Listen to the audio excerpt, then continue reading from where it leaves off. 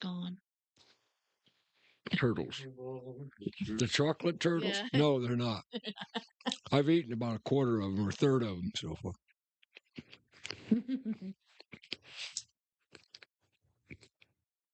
I use them to boost my blood sugar when it gets low. Uh-huh.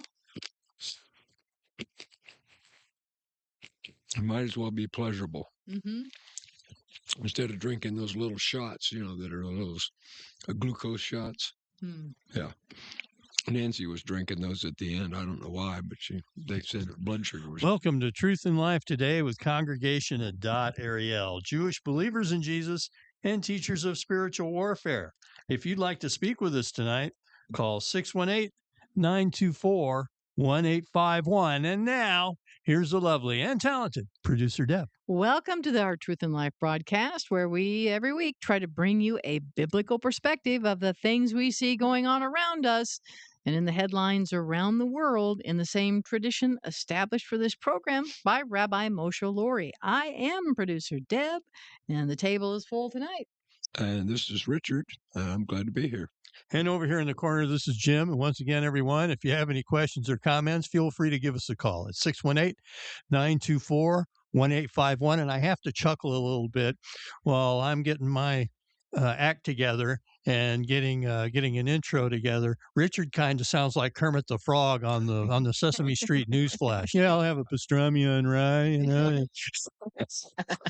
I always get a chuckle out of him when I'm listening. There's about a 15-20 second delay, and he's talking while I'm trying to get my mic check and all that. He's a funny guy. Oh, that's right. I'm also an old guy too. Ah. Oh, well, I guess I'm considered on the old side of things now too. So hey, I'm the baby, and I'm almost 60. Yep. So tonight, well, we have some things to go through. I mean, where do we start, right? I think in a little while I'll talk about my call as the Watchman. It's kind of inspired from a television show I saw this weekend. Also, I'll talk a little bit about the difference between dogs and cats. I like to do that. And then I think we need to dive into all of this stuff with El Sayed winning up there in Michigan. And what that's going to do. And of course, we have things going on in Israel. One of the interesting things I came across is the increasing amount of what you would call the upwardly elite in Israel are leaving Israel. So we'll talk a little bit about that. Polls are showing maybe the word is not immigration, it's spelled with an E. It's like immigration. They're leaving. So we'll talk about that and what that's going to. We've had enough of this war business. Right. There. So it gets old quick, doesn't it? Yeah. That's right. So we'll talk a little bit about that. But yes, I don't know why I started pondering this about the difference between dogs and cats. Because now it's not, I'm not saying it's the standard, but I find, throughout time that it seemed like men like dogs better than cats. Not everyone, but I just see this in some instances. And women are, of course, they get the title of crazy cat lady. Dogs are a man's best friend. Yeah, dogs are a man's best friend. So, and I was thinking about that in a little bit, and it's like, well, and if you ever watched Caesar Milan at any time, you know what he talks about being pack leader.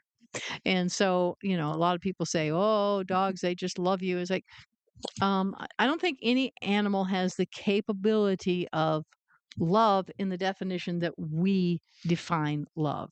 But a dog wants peace and order, and they're looking for the lead, because in their packs there's a lead dog, and then every dog after that finds its position.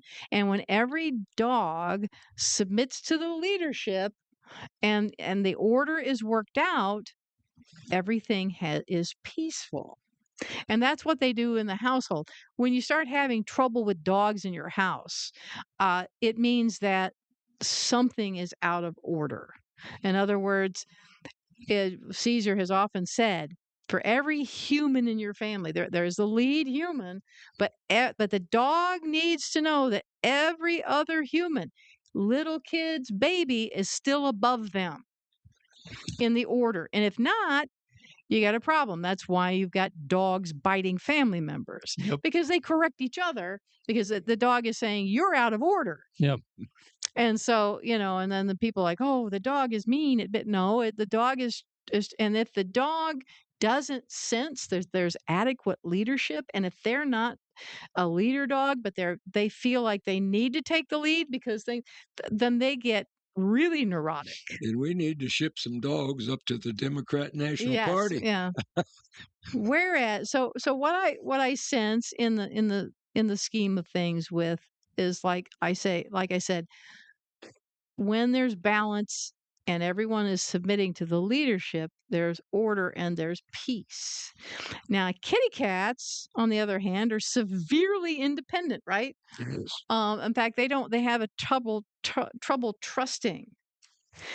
And so, if you've ever had a cat, you will it's a learning curve if you've never had one before because they're sensitive creatures. And yes, they're only going to want affection on their terms. They only want interaction with you on their terms.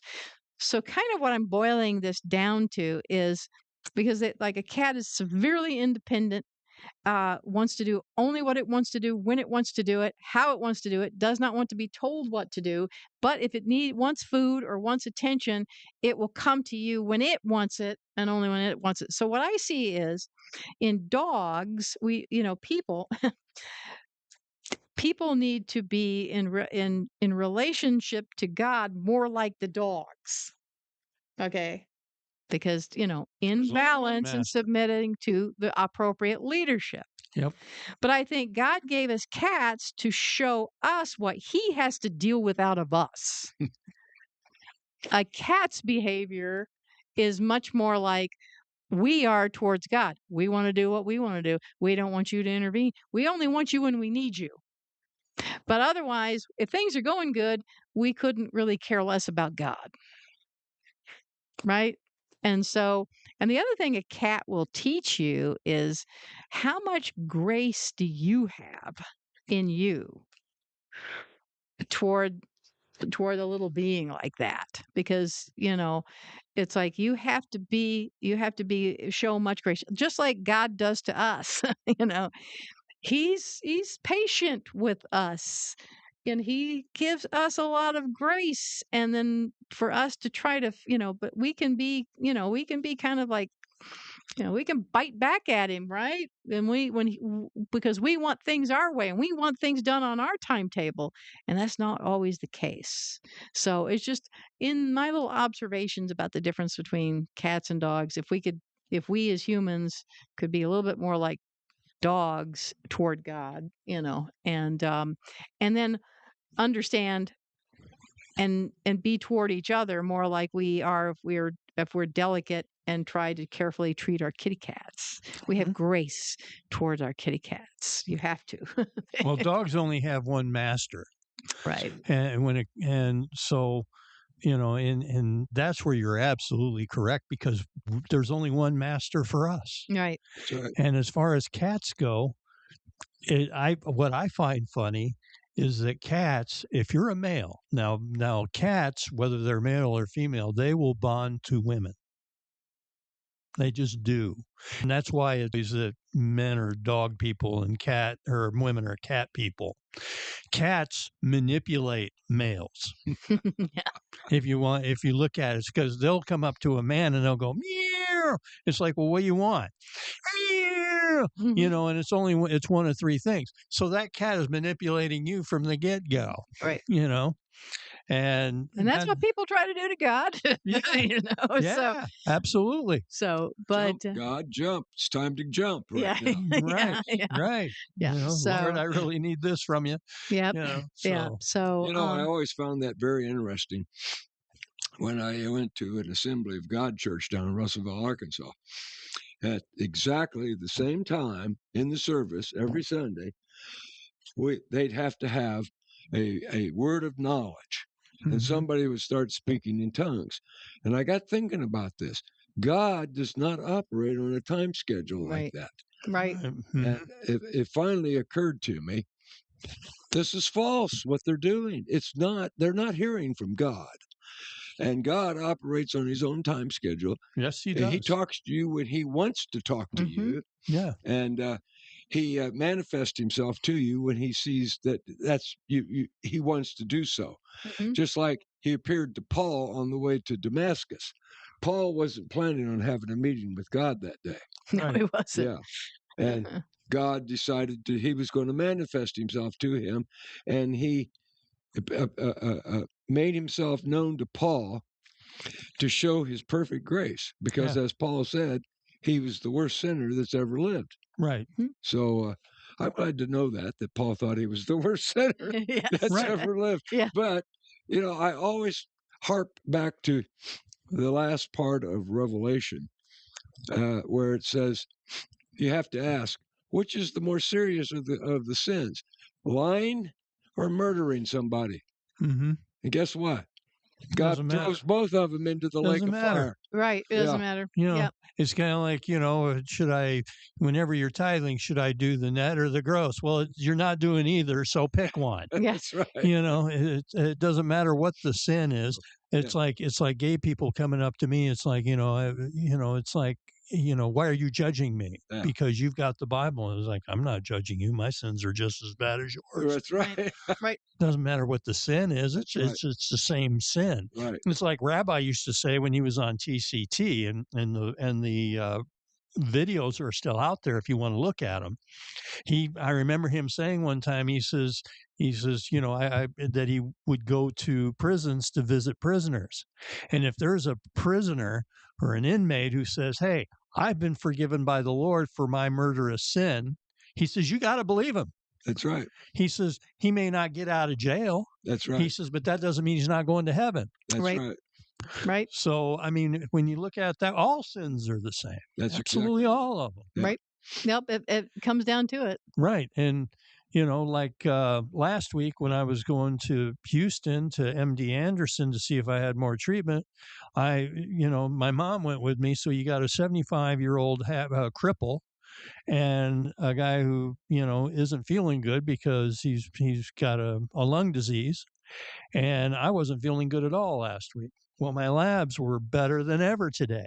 Does that mean I'm going into remission during my imaging on Saturday? No. Yeah. Because it's on God's time, not on mine. That's right. Mm-hmm. So it could, hope so, praying so, but it may not. Right. Yeah.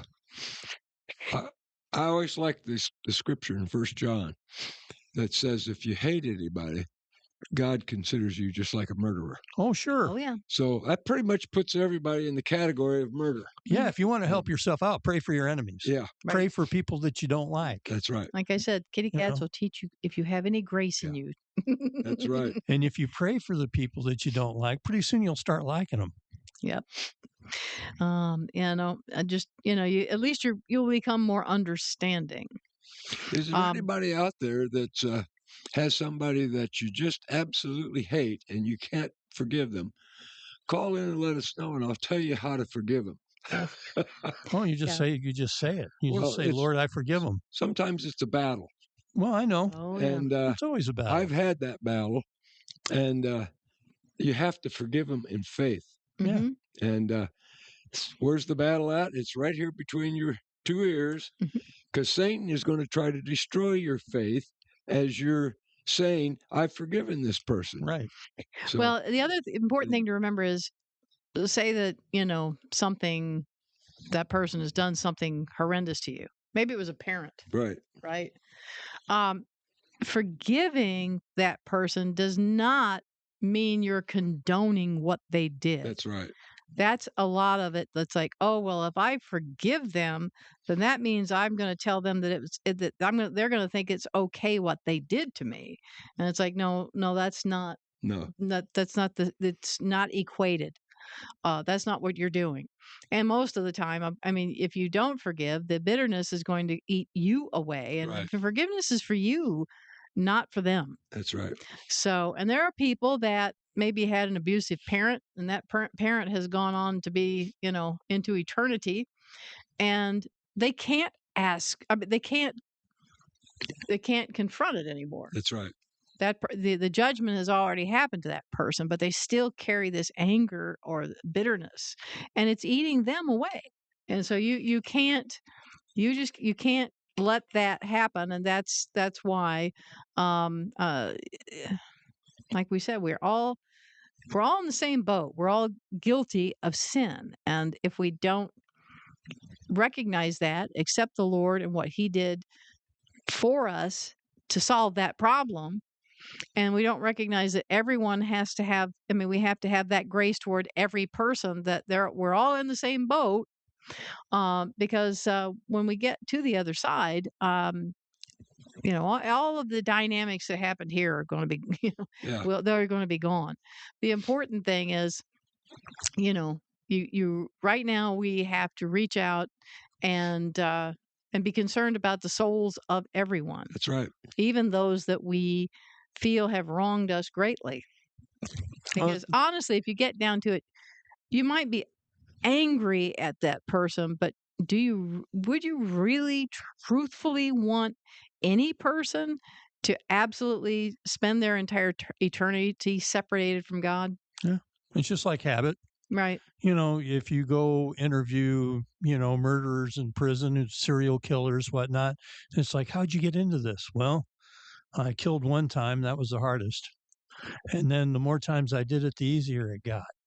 Well, just like you can get into a rut that way, you can also, once you forgive someone, it's easier to forgive the next one. Right. It's easier to forgive the third time around. It's all about habit.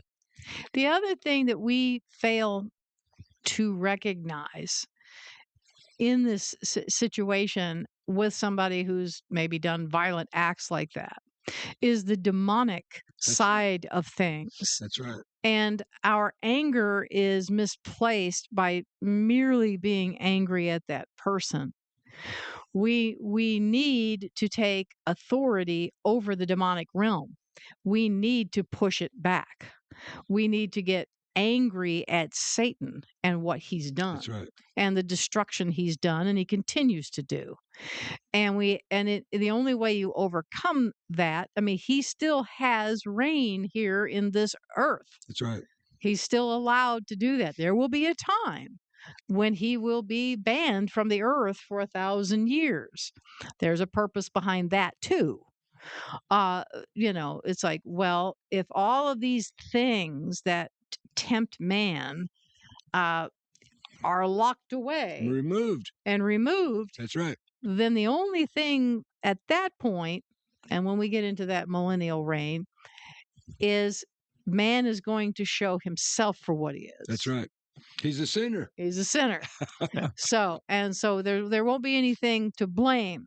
But at this point, when we see these people doing the other night, I can't remember which program I saw that they were talking about what was being done during like October 7th, what's being done now in Iran to people, what's being done in all of these countries against Christians. When you actually hear the details of the horror of what's being done, right, it's you can't, your mind just wants to shut off because you can't imagine how horrible.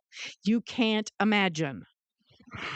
You can't imagine that could come out of a human being towards another person. Right. Horrendous, awful things. And so it's obviously from the pits of hell coming through these people. They're obviously totally demonically taken over. That ain't, we can't play with that. And somebody has to get angry enough at that and take authority over it. So I'd like to say there's a book out written by a fellow by the name of Kurt Koch, Koch. He lived in Germany, and he had over 50,000 case files of people that had touched the occult. And what happened to them was they received all kinds of drives, which were demonically inspired. You might say it was demonic oppression, So once you touch the occult, you come under demonic oppression. Oh, sure. And so these people would be driven to do all kinds of things. Right. Yeah. And people didn't realize that they had touched the occult. It responded back in that way. Sure. Well, you have to say right now that the biggest cult we have going right now is Islam. That's right. Mm-hmm. Absolutely. And so, I mean, these horrible things that are being inspired to be done to people, that it's it's because it's the demonic. Right. These people, they try to say that they're worshiping the same God as the Jew and the Christian. They aren't. They're not. No. They're not. No. So they're worshiping a demon, and they're the people who have come out of Islam and who have become Christian. They recognize it, and they're That's right. trying to spread the word, but it's a tough thing. The person that comes to mind when I think about that kind of thing is Aleister Crowley, the founder of the Satanic Church. That's right. If you take a look at a picture of that dude, now he's dead and gone, but look at his eyes.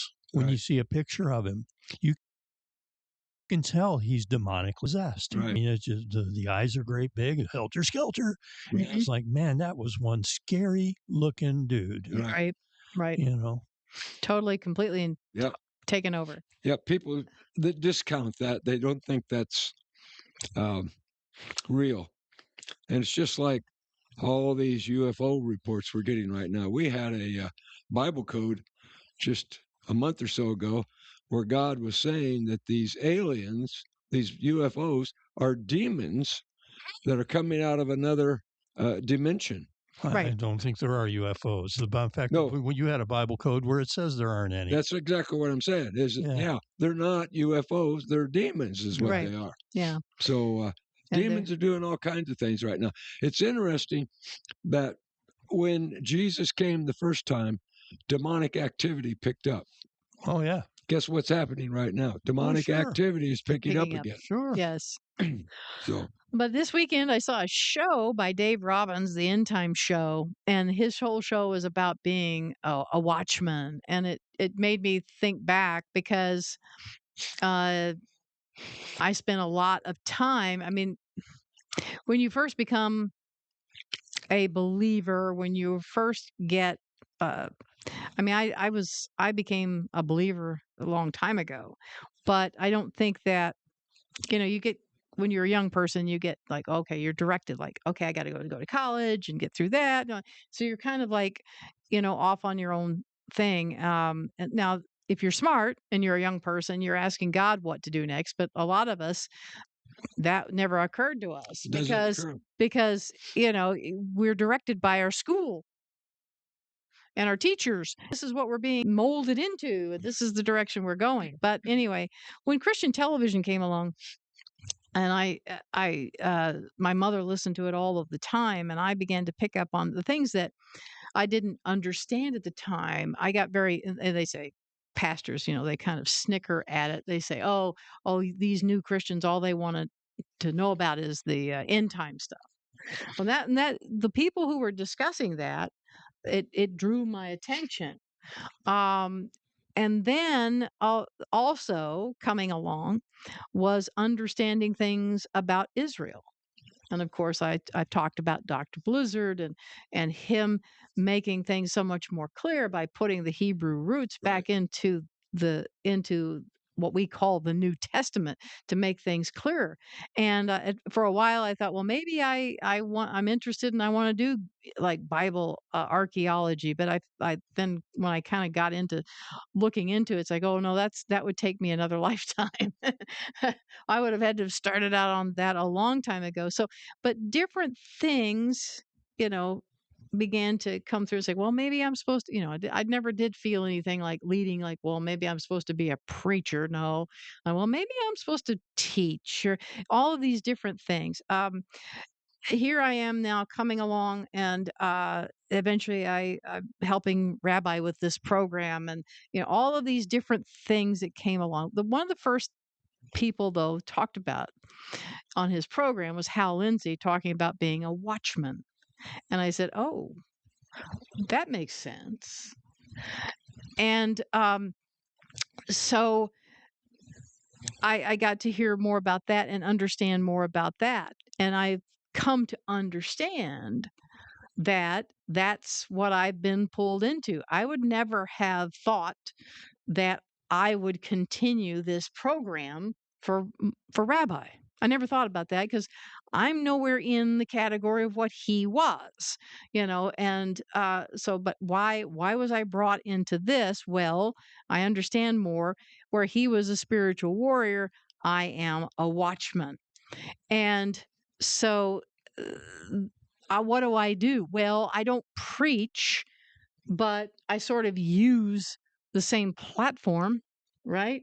I'm not a teacher per se, but for me to make sense out of all of this stuff, I have to put it together in a coherent manner for you to understand. So I'm sort of to you, I'm not, I also really admired all of the people, like you said, speaking in tongues and the prophetic and the interpretation of tongues. I never felt pulled to do that, but I have to understand it.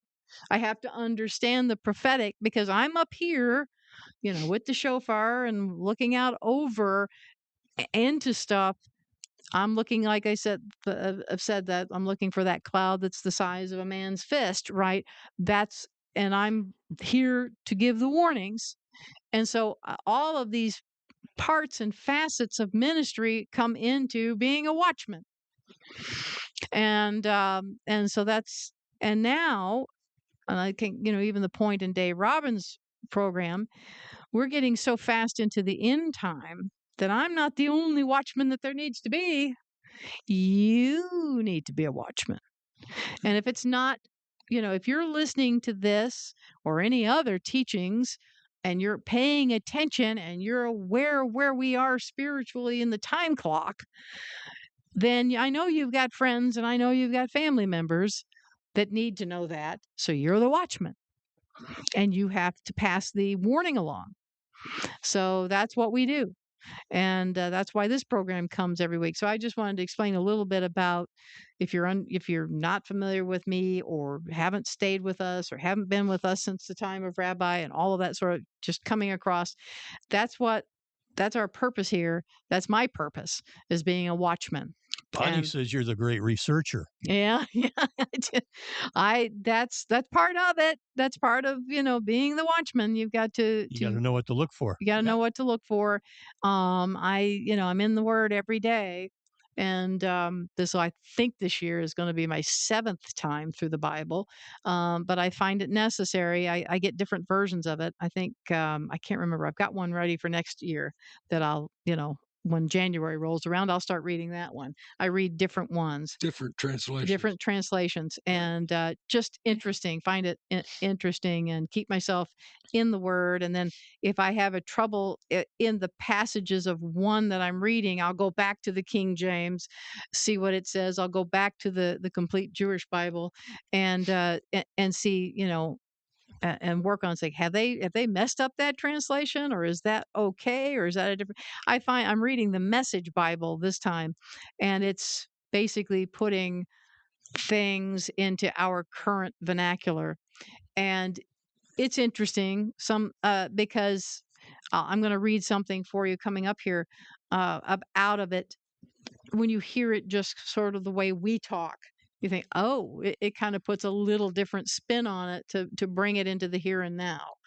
I wouldn't recommend a Bible like that for your first time through. But I would recommend the NIV. Yeah, the NIV or something of that nature. That's the New International Version. And I would also recommend the NIV Study Bible, which in my opinion is the best study Bible there is out there. Yeah. It's very accurate. I've been through the Tree of Life Bible, the Complete Jewish Bible, the Hebrew Bible that we have here at the congregation. I've been, of course, through the King James, Perry Stone Study Bible. I just went through, right? And he uses the King James, but his, of course, had all of his study notes and everything with it. No particular translation is inspired. No. However, the only inspiration is the original documents, the original things that were written. For instance, the original Greek or the original Hebrew. Those were inspired. And then you have to understand that there's been some messing with the originals that came into these translations. Well, there's been transmission from the original. Sometimes goes. There are some. How would you say? Things that get changed. Well, I along think the that way. they said in the King Yeah. James, it should have said in there, and so I can't remember which verse now. I have to go back and look that up. They say they translated it church. It's like there were no churches. Right. It was a synagogue. Right. Okay. Yep. So that's that sneaking in there and trying to change things. Well, there are some translations out there that people use that are just absolute translations to support their theology. Right. Right. And one of those is the Jehovah Witness translation. Right. That is an absolute abomination. There's nobody in the world that knows Greek that would translate the scriptures the way they translate them. Right. The whole Bible is set up to support their theology, which is absolutely false. Right. So what I'm saying is that way back, right, you're talking way replacement theology, right, when it first started, they didn't want anything to, like I said before, they didn't want anything to do with those Jews. Yeah. So they were writing out the Jewish part of this. They're rewriting it. Yep. And so, and that's why we have ended up with Easter and Christmas and all of these things that have come into our culture from time past. And, but that was it's all extra biblical, right? It's like it's part of the pulling us away from our Hebrew roots. I chuckle every time I remember the time that Rabbi Moshe Lori stood at the pulpit and he said word for word, "Those damn Romans." Yeah. Yeah. Yes. Yeah. And et al. Yeah, I remember being in one of Roy Blizzard's teachings one time, and he was talking about all of this history, and he says, "Oh, and Jerome." Jerome, yes. Jerome, for those of you said that, "Oh, and Jerome." Those of you that don't know who Jerome was, he did the Latin translation about 400 AD. So it was used by the Catholic Church for 1,000 years. And but he didn't have a very, very good opinion of Jerome. yeah. So, but anyway, so this is, it gets, like I said, it's a lot of weeds to go through to get back to your, and I'm not an expert on it. I wish I knew the ins and outs of that history better, that I could just quote it for you. But I've been through where a lot of people who are specialists in that, and I'm aware. So that's what I try to balance, because here we are in the here and now, and we've had all these 2,000 years of all of this corruption. So, it's like, it's amazing that God has preserved us, right? He has preserved us through this time. Well, when they discovered the Dead Sea Scroll, the Isaiah Scroll, the Dead Sea, they found out that it was virtually the same as the previous scroll that was 1,000 years older. Yeah. The thing about it is that the Jews did a very good job of preserving their word through all these centuries. Yeah.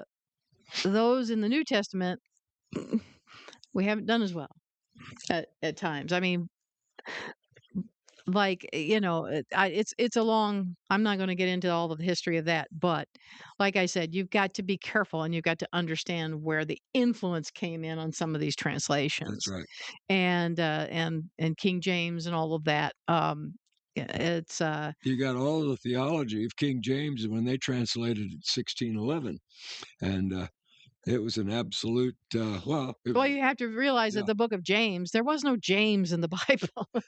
They put a book of James in there to satisfy the king, so he would find his name in there. Right. But there was no person that wrote the book named James. So that's some of that stuff that has gone on. So anyway, well, one of the things I was reading in this Message Bible I thought was interesting, just for us to ponder upon. This was Josiah of Judah in 2 Kings 22. And it says here Josiah was 8 years old when he became king, and he ruled for 31 years in Jerusalem. His mother's name was Jedidah. Now, understand, there were no J's in Hebrew, right? So his name is really Josiah or Josiah, probably. Her name was Yedidah, but I'm just going to read the English of this. But she was the daughter of Adiah. She was from Bozkat. He lived the way God wanted, one of the few. All right. He kept straight on the path blazed by his ancestor David, not one step to either the left or right. One day, in the 18th year of his kingship, King Josiah sent the royal secretary Shaphan, son of Azaliah, son of Meshullam, to the temple of God with instructions. Go to Hilkiah, the high priest, and have him count the money that has been brought to the temple of God, that the doormen have collected from the people. Have them turn it over to the foremen who are managing the work on the temple of God so that they can pay the workers who are repairing God's temple, all the carpenters, construction workers, and masons. Also authorize them to buy the lumber and dressed stone for the temple repairs. You don't need to get a receipt for the money you give them. They're all honest men. The high priest Hilkiah reported to Shaphan, the royal secretary, I've just found the book of God's revelation, instructing us in God's way. I found it in the temple. He gave it to Shaphan, and Shaphan read it. Then Shaphan, the royal secretary, came back to the king and gave him an account of what had gone on. Your servants have bagged up the money that has been collected for the temple, and they've given it to the foreman to pay the temple workers. Then Shaphan, the royal secretary, told the king, Hilkiah, the priest, gave me a book. Shaphan proceeded to read it to the king. When the king heard what was written in the book, God's revelation, he ripped his robes in dismay.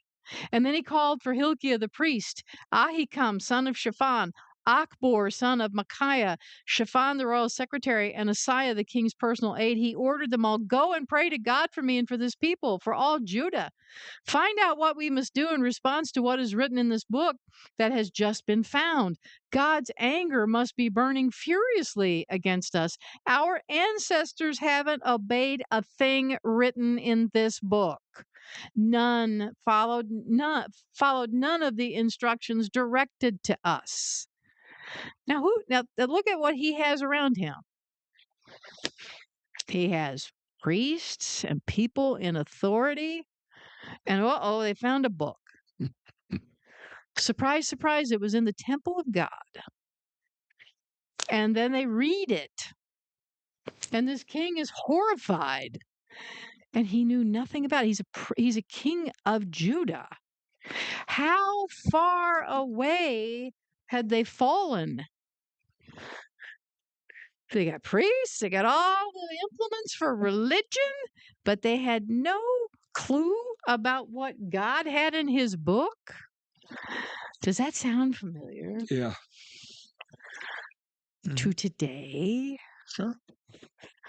I mean, and it says here, Hilkiah the priest, Ahikam, Achbor, Shaphan, and Asaiah went straight to Huldah the prophetess. She was the wife of Shallum, son of Tikva, the son of Harhas, who was in charge of the palace wardrobe. She lived in Jerusalem in the second quarter.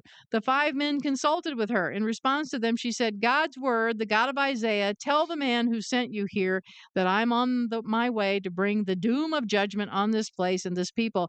Every word written in the book read by the king of Judah will happen. And why? Because they've deserted me and taken up with other gods, made me thoroughly angry by setting up their God-making businesses.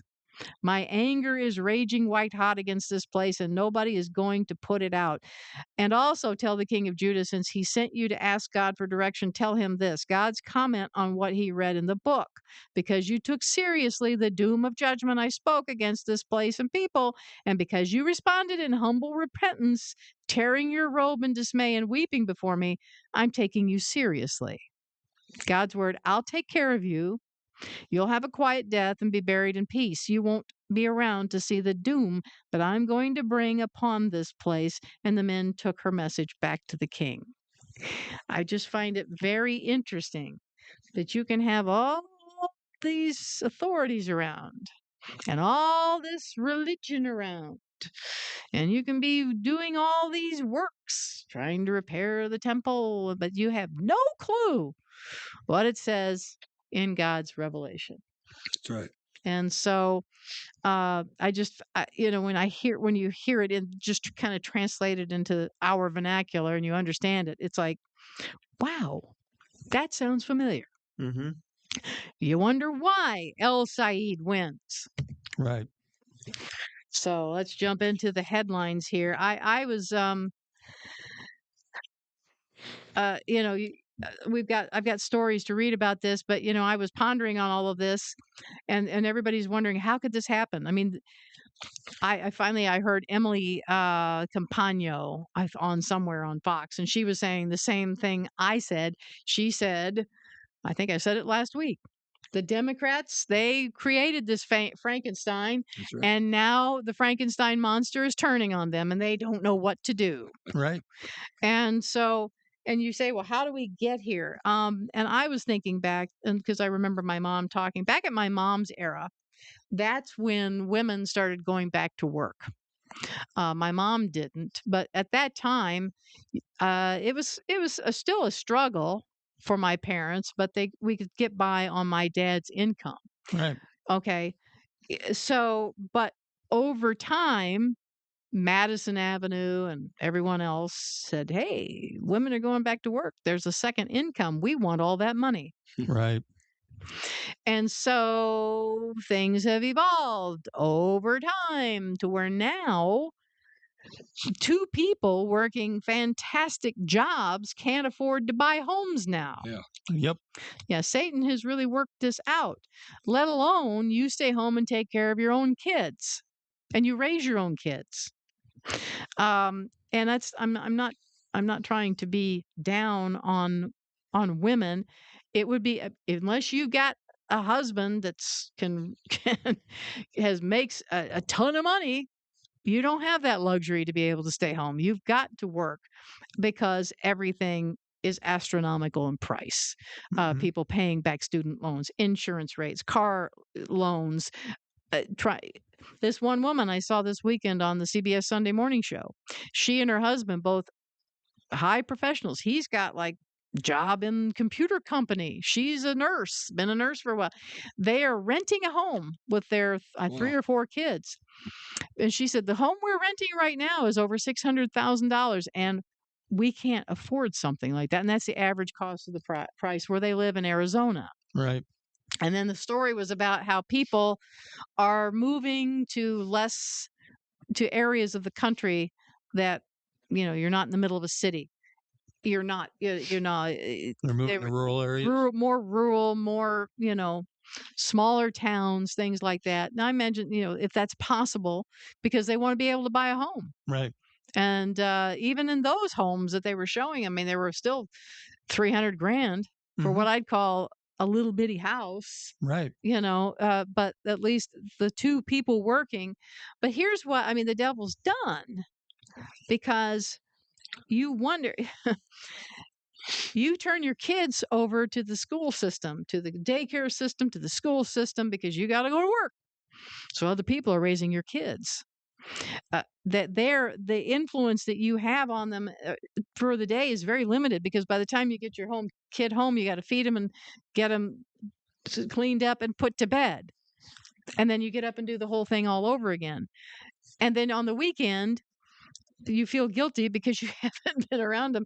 A lot of times people can't control their own kids, so they throw stuff at them, buy things for them to appease them, because they have this guilt about them. So it's gotten to a place now where there are actually restaurants talking about having either a days or actually even maybe operating the whole restaurant where children are not allowed. Why? Because people can't control their own children. Yeah. Yep. They don't control their own children They don't because want they're to. never around them. Because they don't know how.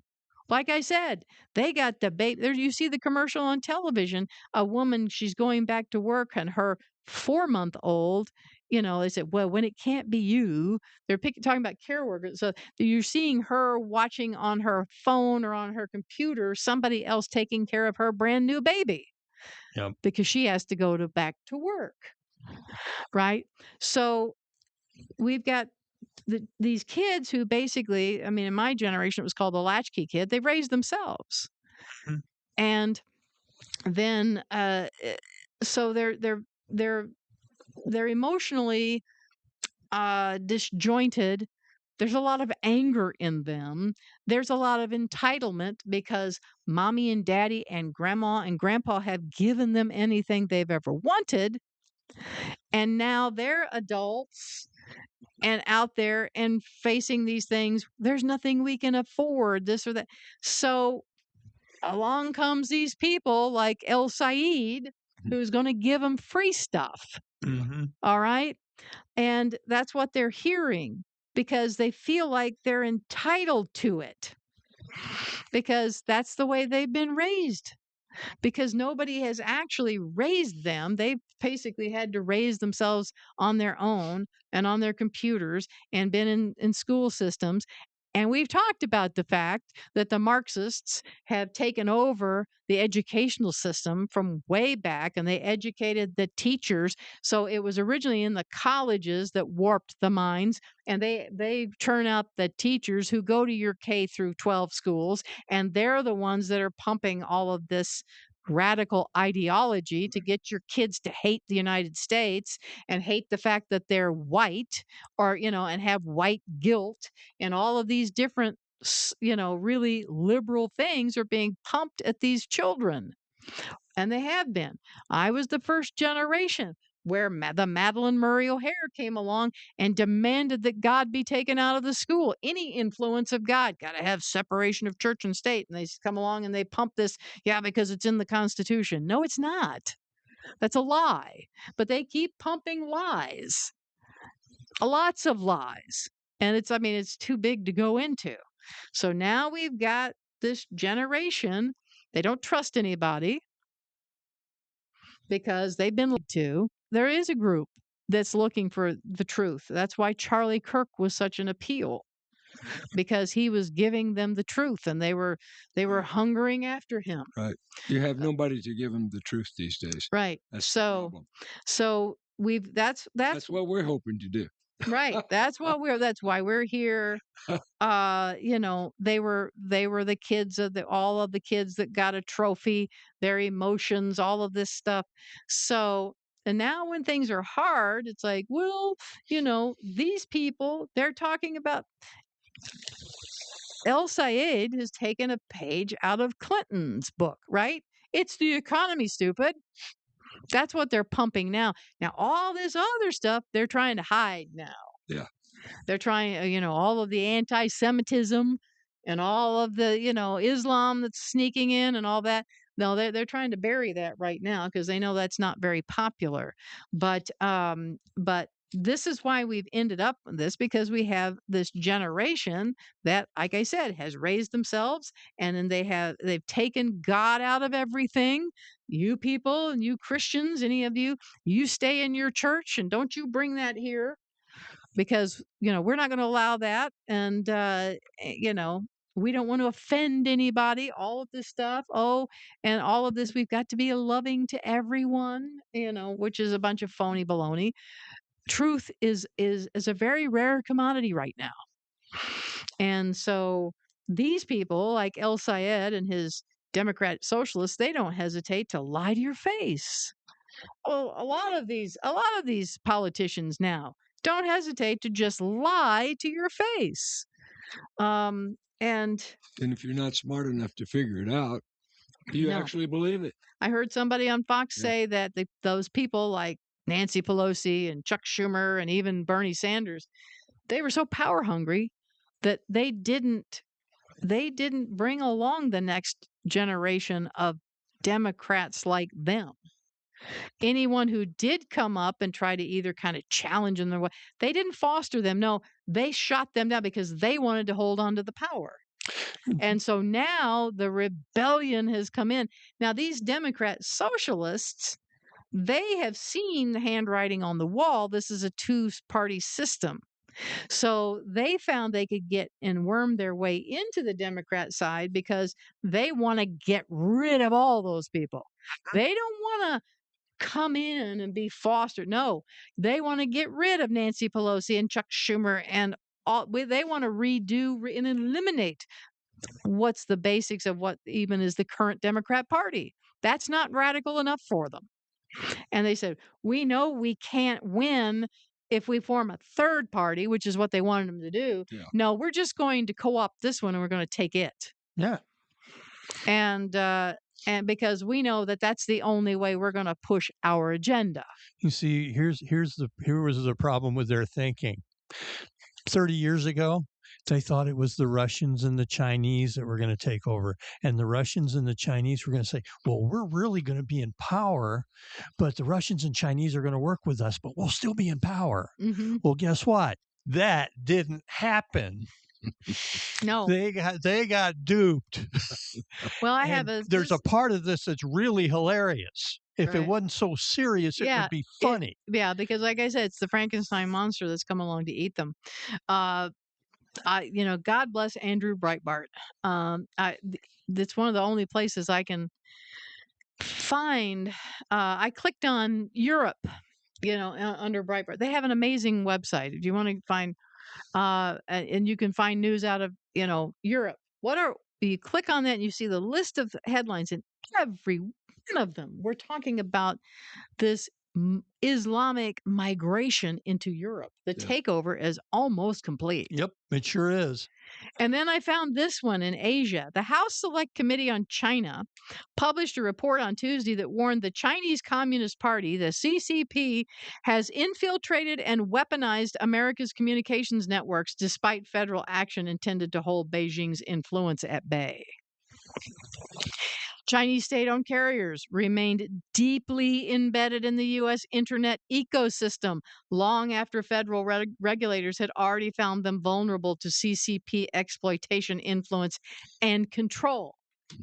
Okay, the report entitled Stranger Pings, Chinese telecom companies infiltrate U.S. infrastructure in a clever nod to the popular Netflix show Stranger Things, noted that firms like China Mobile, China Unicom, and China Telecom have retained extensive unregulated footprints in the United States even after their telecom licenses were denied or revoked. Doesn't matter, they're going to do it anyway.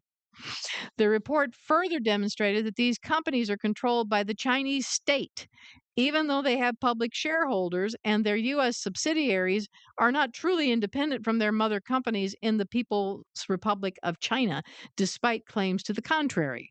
China Unicom Limited, for example, is a publicly listed company headquartered in Hong Kong, but its ultimate owner is China United Network Communications Group Company Limited, a state-owned enterprise. The report pointed out that the PRC national security laws require all companies to hand over confidential user data to Chinese military intelligence upon request. Boy. And this obligation follows the network infrastructure globally. The report said because the U.S. subsidiaries rely on parent-controlled routing systems, any query, prompt, or output traveling over infrastructure managed by these entities, whether transmitted by a student, a commercial developer, or a corporate laboratory, remains potentially viable to Chinese intelligence services.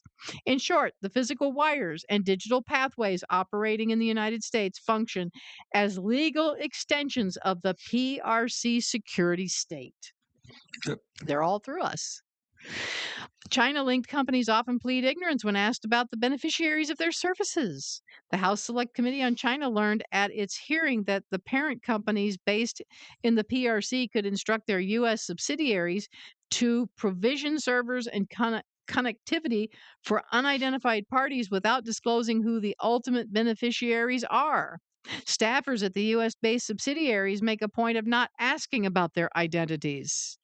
Hypothetically, a PRC intelligence agency itself could contract for services in the United States with the parent company, and the U.S. subsidiary would remain ignorant of this reality. This is an unacceptable blind spot, the committee said. The CCP influence over these companies is not always subtle. China Unicom's American subsidiary, CUA, I guess, responded to a congressional subpoena by disclosing that 7 of the 8 members of the board of directors were members of the Chinese Communist Party, as were 2 of their 3 senior management team members. The report also, I mean, I'm going to tell you, any Chinese person over here is not over here freely. They are completely controlled by this Chinese government. If they're a student here, if they work here, doesn't matter. The only reason China lets them come over here is because they have to report back to China what they know. CCP. So, the report also pointed out that the U.S. subsidiaries of Chinese telecom companies are frequently ordered to delay network changes or maintenance on Chinese holidays, which clearly demonstrates that parent companies have direct operational control over American operations.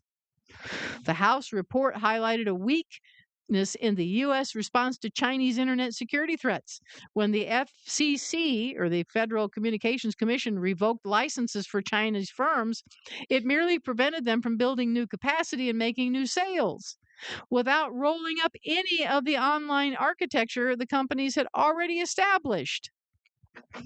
Consequently, the FCC's admirable and historic enforcement actions addressed only a fraction of the national security threat, the House report lamented. By rebuilding their U.S. businesses around network services outside the core Section 214 licensing framework, they preserved their operational footing at critical nodes of U.S. internet infrastructure. This infrastructure gives CCP-controlled entities the ability to actively manipulate how American traffic moves across the internet. This is done by manipulating the trust inherent in America's complex architecture of servers and gateways. The Stranger Pings report compared it to placing a fake detour sign on the highway, as malicious networks falsely claim to provide faster and more direct access to high-demand online resources. For over 15 years, China Telecom and other state-owned carriers have consistently surfaced in technical studies, public reporting, and U.S. government proceedings regarding large-scale internet routing incidents, the report revealed. These episodes have repeatedly misrouted U.S. government, private sector, and domestic traffic across PRC-controlled networks. I mean, that's why they didn't, they don't want to have certain parts for certain things made in China, because they know that China infiltrates everything. Right. Do you want a part on an airplane, say, that would go into Air Force One made by a Chinese company? Not really. I mean, when Fighter planes are the same way. Yeah. And when Israel gets planes from us and equipment from us, they don't immediately use it. They take it, break it down, and go through everything. Yeah. Because they don't trust the United States. Yeah. But this sounds like, I mean, this is anyway. The threat from Chinese penetration of American internet is not just theoretical. Stranger Pings included case studies of malevolent botnets lurking in servers and routers provided by Chinese firms, including the most notorious cyber crimes of the 2020s, the 3 tycoon espionage ring that was exposed in 2024. This operation proved that Beijing's hackers no longer rely on malware alone, the report said of the massive Salt tycoon attack. Instead, they weaponized the fundamental architecture of carrier networks, routing, reachability, and trusted pathways to maintain deep, persistent access to and evade detection. For an example, she was talking about malware. Back in the 2016 election, 2015, 2014, Chinese hackers had hacked into the server that Hillary Clinton used. Mm-hmm. And every time that server was used, at the same time that something was being printed off and sent somewhere else, it was going to the CCP, Right. to that hacker. And then China was using that. Right. Right. I mean, this is how sophisticated they've gotten. Right. And imagine entire buildings that are being controlled by the Chinese that are doing the same thing with each individual computer. Right. The House Select Committee on China strongly advised Congress to codify the FCC's authority to deny blanket authorizations and restrict domestic interconnection so dangerous networks could be eliminated instead of being prevented from expanding further, and to give U.S. government agencies more power to intervene in private commercial arrangements involving foreign controlled infrastructure. This level of oversight is crucial because the trust aspect of the internet routing is one of the reasons it works with such astounding speed and efficiency. If networks begin double and triple checking the claims of speed and access made by routers and carriers, the performance of the internet could lurch a decade in the wrong direction. Gatekeeping the U.S. internet, much the way China zealously patrols the frontiers of its own internet, is the only solution it proposes.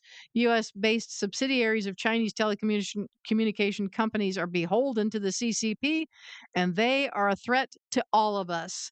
Committee Chair Representative John Moorinar, Republican from Michigan, said they make American customers promise to censor information according to the CCP's laws, and they poison the domestic cyber infrastructure we rely on. Mm-hmm. The CCP does not allow U.S. telecom companies into China, he noted. We must cut these subsidiaries out of our domestic infrastructure to protect the American people, particularly in light of the CCP's typhoon campaigns. Congress should continue to address risks to Americans' data and ensure that the agencies responsible for securing our communications networks have the resources they need to respond to potential threats. And that's from Representative Ro Khanna. So anyway, that's what's going on. So everything about us is probably somewhere in China right now. Yep. They probably know absolutely everything about every one of us. Yep.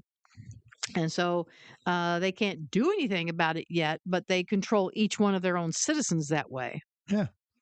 So, Sounds like maybe the Antichrist is right. doing that job. Well, if nothing else, the Antichrist may hire China to do his dirty work. Yeah.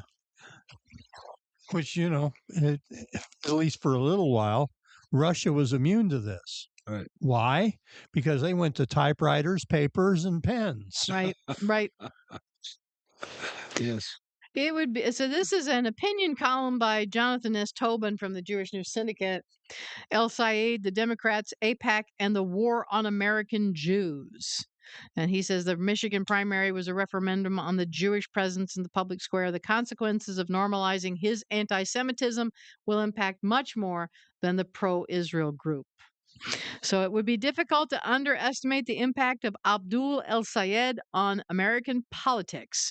His victory in the Michigan State Democratic primary over Representative Haley Stevens, Democrat Michigan, has inspired endless commentary and analysis about the sources of his personal appeal, the shortcomings of his opponent, the state electorate, and pollsters to come even close to predicting the results.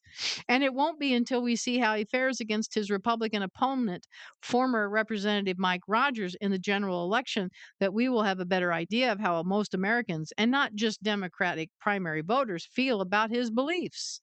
But there should be no mistaking one thing: Democrats have given a person whose most important issue was demonizing Jewish participation in American politics a narrow plurality. By rallying around him and unifying behind his candidacy, as the defeated party establishment has already done, they are normalizing a hateful position against a segment of citizenry. They are declaring that politics driven by traditional tropes of anti-Semitism and money is not merely debatable, but a stand they can all get behind if it means winning a majority in the U.S. Senate. And this is what's concerning John Fetterman. Right.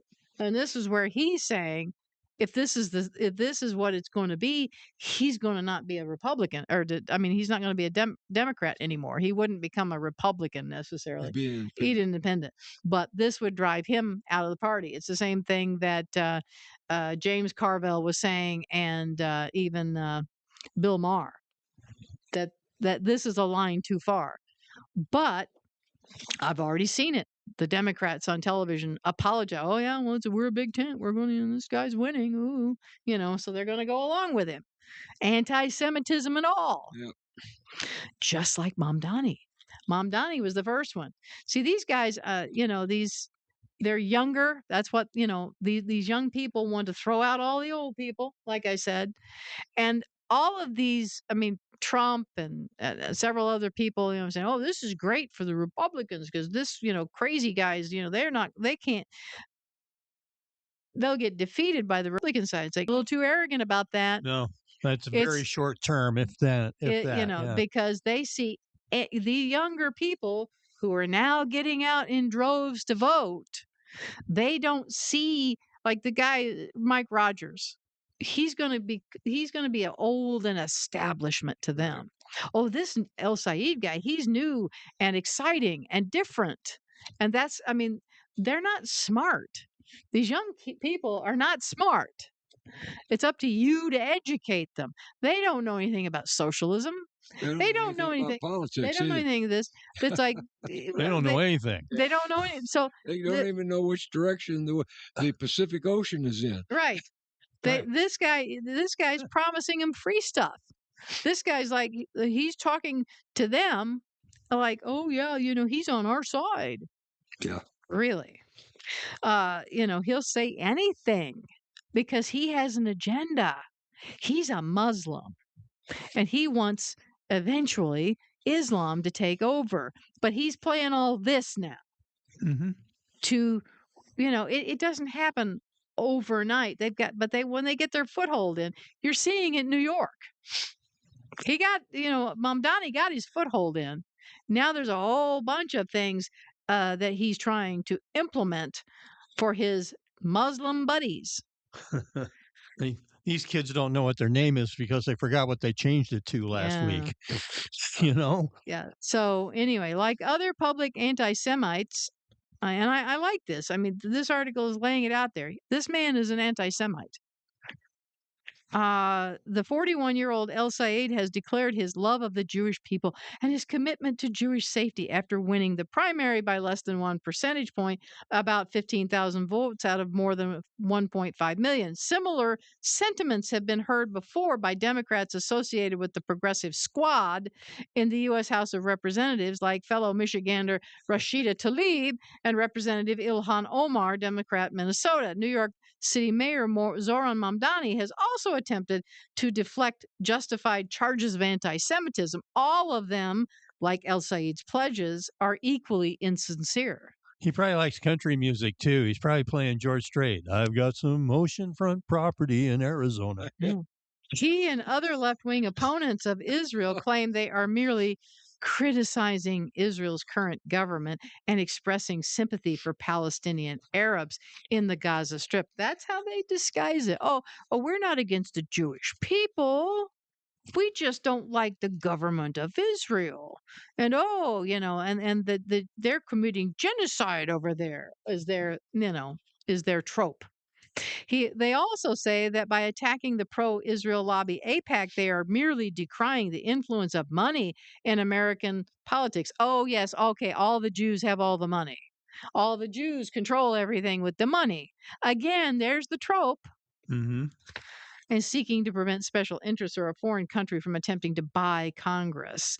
But these excuses aren't merely deceptive. They are a flimsy cover for stands that seek not so much to put AIPAC in its place as to remove Jews from the American public square. Other than those who join the Jew haters to try to demonize a key aspect of Jewish identity and faith, they do not criticize Israel as much as they wish to delegitimize the existence of the one Jewish state on the planet. They want to strip it of its rights and ability to defend itself against an international movement that seeks its destruction. Their opposition to an ethno-state is limited only to the Jewish one and indifferent to the dozens that are Muslim. Their desire to rid the electoral system of the influence of campaign spending is limited to those individuals and entities that organize support for Israel. They don't care about anybody else, just the ones that support Israel, right? They have no problem with the people, organizations, or interests supporting those who back Islamists. They don't say anything about that. They don't say anything about Muslim influence in our government. Right. They claim that American citizens who back their country's Israeli ally are malign actors working on behalf of foreign influence. Yet, they see nothing wrong with the infinitely greater resources being spent in the United States by Islamic nations like Qatar to spread and normalize Jew hatred. Yeah. They aim to drive AIPAC out of American politics, and yet they take money, as El Said did, from those affiliated with the Council on American Islamic Relations, a group not merely openly anti Semitic, but founded as a front for Hamas. And they seek to isolate and silence those who point to the growing influence of the Muslim Brotherhood, which is linked to this CARE group. In fact, they want to say that there is no such thing as the Muslim Brotherhood, right? Oh, they don't have Muslim Brotherhood offices. No, they don't. But it's throughout everything. A couple of administrations ago, it was the White House. Yeah.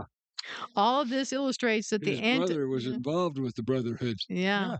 All of this illustrates that the anti-Zionism that drives the efforts of a growing cadre of Muslim politicians such as El Said is indistinguishable from a hatred of Jews. El Said explicitly seeks to redefine Judaism and eliminate one of its key elements, the love of the land of Israel and its centrality in Jewish life, to clear himself of justified charges of anti-Semitism.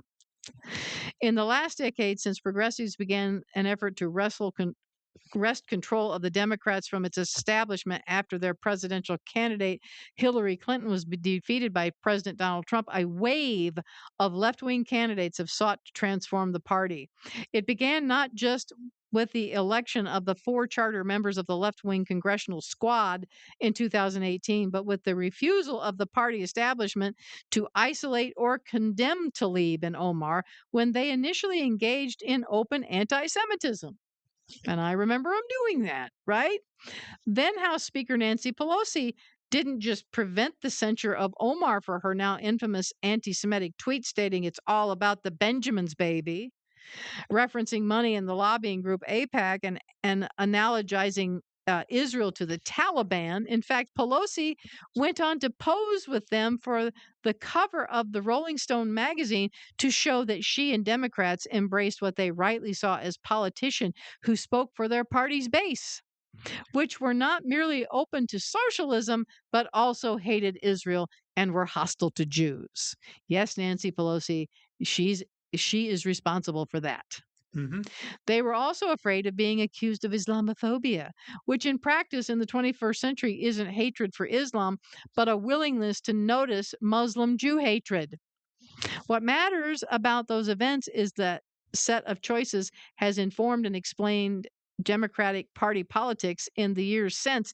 That's why, in the aftermath of the Hamas led Palestinian Arab assault in southern Israel on October 7th, 2023, the reaction from so many Democrats has been to turn on the Jewish state.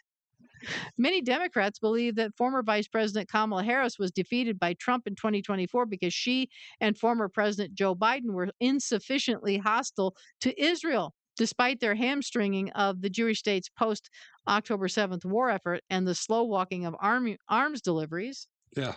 It is why the Democrat caucuses in both the House of Representatives and Senate are now on record as supporting an embargo on aid to Israel, including defensive weapons like the Iron Dome missile system.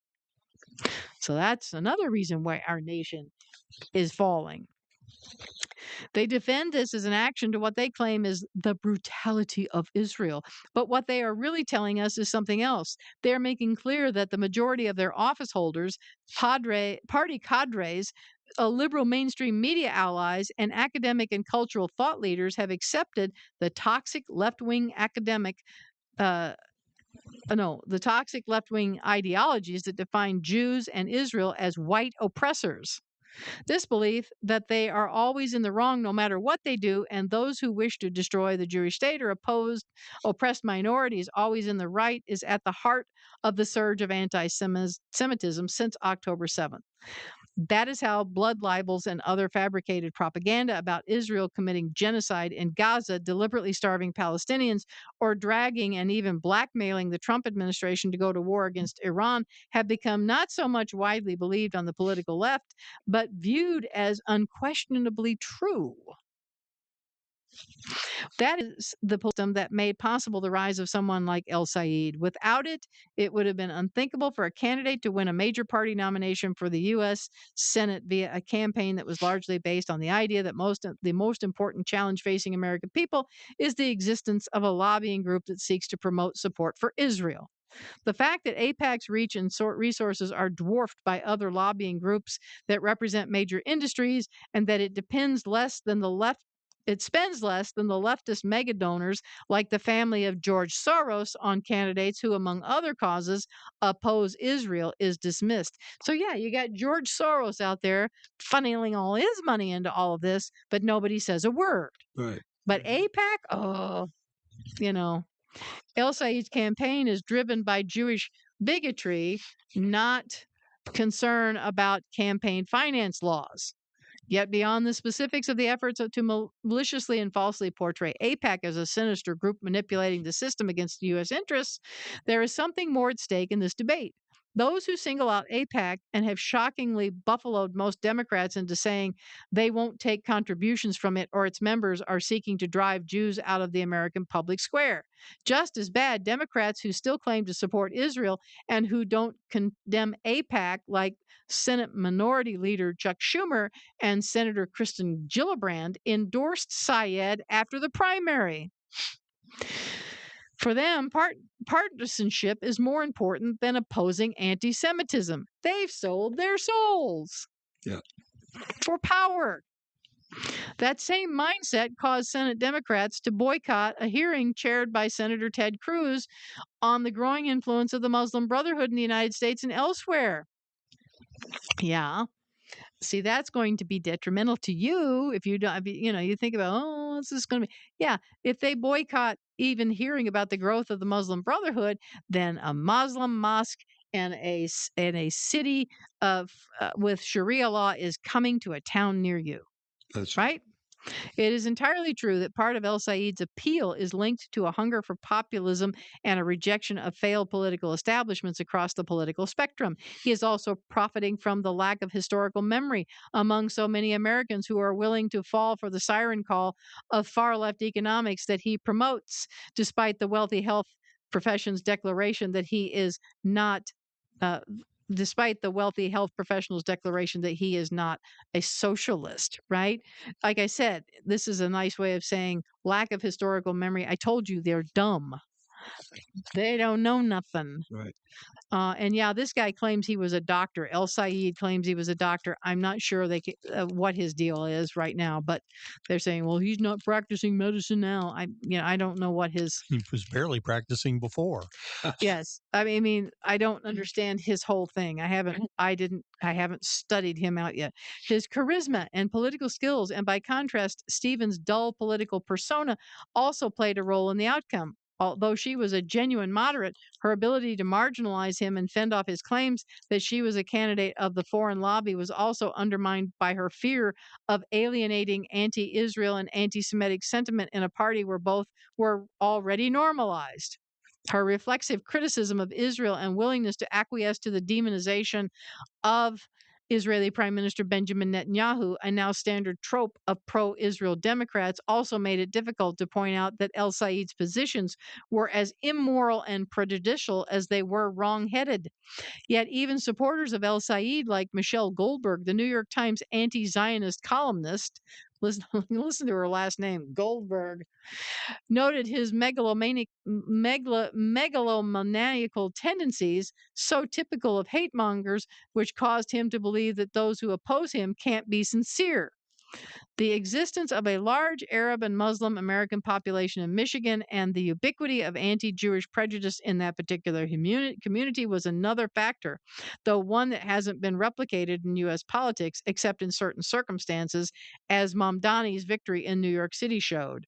Still, El Said's support was largely limited to white, privileged voters, along with his Arab and Muslim base. The credentialed elites are the bait parties these days, not the working class voters it once represented and now largely scorns. He did poorly among African Americans, who are a vital constituency for Democrats. As much as Jews and blacks have split on many issues, African Americans to buy into the idea that a pro-Israel lobby was the country's greatest problem was a tough sell. Nevertheless, the consequences of a campaign that normalizes El Said's vile tactics will be felt throughout the political system and American discourse. It remains to be seen whether Rogers will be more effective in pointing out El Said's extremism. It will also be interesting to see if African Americans turn out for a candidate that with little to say to them in the numbers Democrats need to prevail. And the other thing I'll say about this Rogers guy, he's going to have to get impolite. A lot of these Republicans stay in this polite political persona, and they won't get down and call it out. Very few will. Now, Ted Cruz, he's one to get out there and say things, or even Marco Rubio will be blunt about things. But these candidates that they're like this Rogers guy, he's going to have to get very specific and very brutal against this guy. They're going to have to treat him the way they treated Fauci. Right. In the hearings. Right. They were cussing at him. They were berating him, and he deserved it. Fauci deserved it. And that's the type of browbeating that they're going to have to use on these guys. And the Republicans could stand to sit there and analyze what Donald Trump does. Mm-hmm. Now, if you see Donald Trump in the media, you say, my gosh, he's repetitive, isn't he? He kind of says the same things over and over again. Donald Trump is a genius with the media. He knows about the soundbite. He knows about the timing of the soundbite. He knows how they're going to clip up what he's saying. And he keeps it short and he's repetitive. If there's a point he wants to get across, because he knows that's going to be clipped out and played over and over and over again through all the media, through the television media, through the internet. You can't, and he's very plain spoken and very simple with it. Yes, he's a media genius because he knows how it works. Crazy like a fox that way, isn't he? And so these people need to get skilled like that. They need to observe how things are done and what they do to get the point across. Not a whole lot of words. Just very specific, clear words need to be spoken about things. So it says here to finish up, much attention will also focus on Michigan's Jewish community, mainly in and around Detroit, which makes up only 1.4% of the state's electorate. It is still overwhelmingly politically liberal and loyally votes a Democrat ticket. They're voting for their own death. They really are. If a significant minority reflexively votes for the Democratic candidate, as was the case with Mamdani in the 2025 New York City mayoral election, regardless of El Said's contempt for Jewish interests and rights, it will be a sign of the moral collapse of liberal Jewry. Now, this is a Jewish man saying this, right? It should be remembered that in March, a domestic terrorist, Ayman Mohammed Ghazali, crashed his pickup truck loaded with gasoline and commercial fireworks into Temple Israel, a large Reform synagogue in West Bloomfield Township, Michigan. Fortunately, no one was hurt except for the attacker himself, who was shot and killed by law enforcement. El Said rationalized that crime by saying it was understandable since the terrorist was upset about the death of his brother, a Hezbollah commander in Lebanon, who was killed as a result of Israel's efforts to prevent the Iranian proxy group from attacking their country. If rather than a test of the appeal of El Said's anti-Semitism, the election hinges on a verdict about the Trump administration, the Democrats may be able to carry their candidate over the finish line. If so, then the problem won't be just the addition of an anti-Semite to the Senate. It will be a signal sent to his party as well as the still relatively small minority of Republicans that share his prejudices that targeting Jews will be both acceptable and good politics in 2028. Mm-hmm. And that's very true. Like I said, these people are going to have to get some backbone and stand up and call some of these things out. These guys, they're younger. And I remember when way back, when the Muslim guys came over, not Muslim, they were Muslim, but Arab guys. Let's just say the The guys were Arab. They came over here. They came over to Carbondale to SIU. The women were infatuated with them because these Arab guys, when they're young, are very attractive, most of them. They don't stay that way. But this El Sayed guy, very flashy. Mamdani, very flashy. They look good on the camera. They smile. They're younger. This is what it's the appeal. And these people, oh, he looks good. He's younger. We're going to go for that. We don't like these older guys. We don't like this establishment. So that factors into this as well. Right. I mean, they go on and on and on about Alexandria Ocasio-Cortez. Oh, she's such a beauty. Oh, she's young and she's exciting. And and the guys, when she first came on the scene, even on Fox, they were ogling over her. I don't know. She doesn't do anything for me. But I'm saying, yeah, that's I know what you're saying, the appeal, yeah. And so she may not be your type, but she was a type to a bunch of them. Yeah. And so, and they can't, oh, great, she was a bartender, and then now she's in, and all this stuff. I mean, they found her fascinating. Yeah. And they find these people fascinating. So there's that part of that as well. It's showbiz, gang. Mm-hmm. And they know how to get these appealing and effective spokespeople. So we'll go on through because I have some more about this. Peter Schweitzer says here that 1/3 of Democrats now call themselves socialists. Wild election results in Michigan may have many Democrat Party establishment figures worrying about insurgent socialists taking over their party, with uber progressive Michigan state candidate Abdul Rahman Mohammed El Sayed. That's his whole name.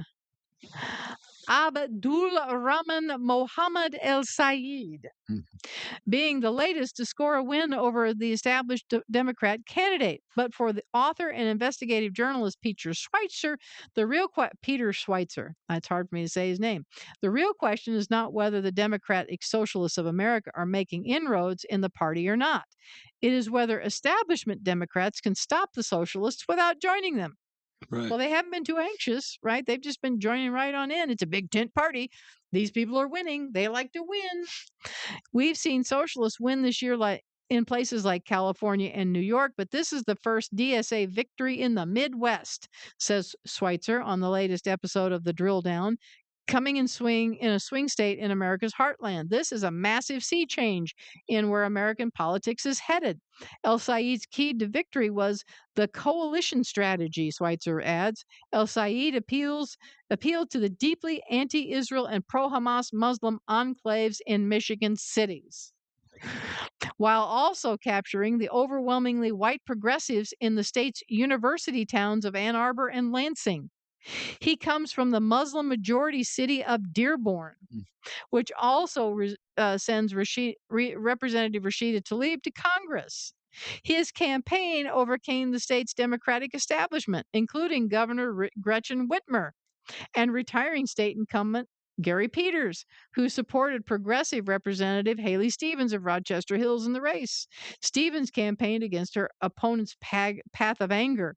El Sayed denied to the Wall Street Journal that he is technically or practically a DSA member. However, Democratic Socialist lawmakers such as Representative Alexandria Ocasio-Cortez and Bernie Sanders campaigned aggressively for him as establishment Democrats poured funds into his opponent's coffers. That didn't appear to work. Isn't that interesting? And so Melanie Phillips, she has the previous article to that was from Breitbart, but the one prior to that was from the Jewish News Syndicate. Right. And this is also from the Jewish News Syndicate's opinion page. It's titled "The Suicidal Significance of the Michigan Democratic Primary: Anti-Zionism and the Hatred of Israel are the Trojan Horse for Islamization." Now, she's out of England. She's out of Europe. She should have a very clear view of a lot of this, right? The significance of the victory of Abdul El Sayed And remember, Mohammed's in his name, in the Michigan Democratic primary goes far beyond the particulars of the result. It's a chilling indicator of the suicidal lurch of progressive politics, which has weaponized anti Semitism and hatred of Israel to destroy America and the West. El Said beat the moderate Israel supporter Haley Stevens to become the Democratic candidate for Michigan's state seat in the November midterm elections. He wants a total U.S. military embargo on the evil state of Israel, which he believes is guilty of apartheid and genocide and shouldn't exist. He channels ancient anti Jewish libels of sinister Jewish power and Jewish thirst for human blood. He taunted his opponent for being massively funded by AIPAC. He said on the cable TV show Morning Joe that the Jewish state was bloodthirsty and an illegal apartheid regime. And I'm sure he wasn't challenged on that at all on Morning Joe. No. While ostensibly condemning the Hezbollah inspired terrorist attack in March at Temple Israel in West Bloomfield, Michigan, he effectively justified it by asserting hurt people, meaning that the attack was in response to Israeli attacks in Lebanon, which reportedly killed members of the attacker's family. And his campaign was heavily backed by Hassan Piker, the guy that showed up in a Mao suit. Right. You know, the Turkish American influencer who praises Hamas said America had what was coming to it on 9/11 and calls upon his followers to kill capitalists. People are reeling that such a vicious, extreme, and dangerous person as El Said could be a candidate in a Senate race. Oh, but he looks good on camera and he smiles, right? In their distress, they're seizing on the fact that having been said to be on course for a smashing victory, he won the primary only by a slender margin. Well, it was enough. Less than 1% vote. As a result, many are predicting that the air has left his balloon and that he will lose in November's Senate election to Republican Mike Rogers, a former U.S. representative. They are further consoling themselves with plenty of centrist Democratic Party candidates are up for election, one of whom, Wesley Bell, defeated Gaza genocide former Representative Cori Bush in Missouri. This merely reveals the inexhaustible capacity of modern centrists to indulge in fantasies that cushion them from facing up to reality. That's what I've been saying. The really alarming point is not so much the win by such an appealing character as El Said. It is the endorsement that he's received from the Democrat Party backed up in turn by growing support among young voters for candidates just like him. In both America and Britain, a frightening number of young people have no problem with communism or fascism, want and admire strongmen leaders, and have been programmed by decades of corrupted education that's left them ignorant and unable to think for themselves. What have we just been saying? Well, we've been talking about that, haven't we? As a result, they vilify the West and by extension Israel as colonialists and unworthy of continued existence. The dumbing down of the students coming out of college and schools. They were already dumb. Yeah. They have thus been easy pickings for TikTok and social media influencers who play on their feelings and inability to distinguish truth from lies to fashion them into a terrifying army against democracy, conscience, and reason. So, it's like, that's what I'm going to tell you, kids. They wanted to make you stupid so they could manipulate you. And turned you against God, too, Right. didn't it? Mm-hmm. So they make common cause with Islamists, linked by their hatred of Israel and Jews, in addition to their common aim of destroying the West. And in the United States, United Kingdom, Canada, and Australia, progressive politicians have caved to this monstrosity and are refashioning themselves in its image. Oh, let's talk about how El Said, he wants, he said he was a doctor and he wants, Medicare for everyone, right? Ask the people in Canada who have Medicare for everyone. They have free medical. Yeah. Where do they come to be treated? They come here. Come here. They can't get treated there. Right. But nobody is like I said, these politicians, you got to get real level. Got to figure out like what Trump does. Yeah. I haven't heard anybody. I didn't hear that girl that was running against El Said here. They mentioned her name. I can't remember it already. But anyway, she didn't say anything about the fact that people from Canada come here because she was also for all of this Medicare for all. That's the problem. There's nobody with any common sense in the Democrat side. So anyway, El Said's victory tells us something that's been obvious for some time in Britain, crystallized in America with the election of an Islamic mayor Zoran Mamdani in New York, and can no longer be ignored. That is, this is that astonishingly hatred of Israel and the Jews has become the driver of progressive politics in America, Britain, and elsewhere in the West. It's become an organizing window view, the prism through which everything is perceived. Now, they said it would happen in the last days, right? Its significance goes far beyond the Middle East or Jews, about which most people know little or care less. The issue of Israel and quote unquote Palestine is a Trojan horse for the real agenda, the Islamization and destruction of the West through the Red Green Alliance between the far left and the Islamic world. That's the ultimate. At a Senate Judiciary Committee hearing examining Muslim Brotherhood networks, a counterterrorism expert agreed with Senator Ted Cruz that the Brotherhood had partnered with the extreme left Democratic Socialists of America in a shared hatred of America, Israel, Western civilization, capitalism, and democracy. El Said, who is said not to be a DSA supporter, is an Islamist using the far left to advance the Brotherhood's agenda of conquering the West for Islam. See, all of these people who are this what's his name? Rogers, I'm sorry. Rogers, who's going to be running against him, he needs to take this and memorize this, right? According to Fox News, Saeed's campaign collected more than $115,000 from individuals connected to the Council on American Islamic Relations, and that's what I was pretty sure about, which has been designated a terrorist organization by the United Arab Emirates and formerly designated as such in the states of Florida and Texas. Okay? The Red Green Alliance is not an equal partnership. While both sides want to overthrow the West, the Islamists are a global army backed by trillions of dollars to advance a devastating strategy of democratic entryism and demographic increase, as well as tourism. One thing I heard was that on college campuses now, they have these, they had the Charlie Kirk that would go on and debate. They had people that, to try to go and witness and have a Christian witness.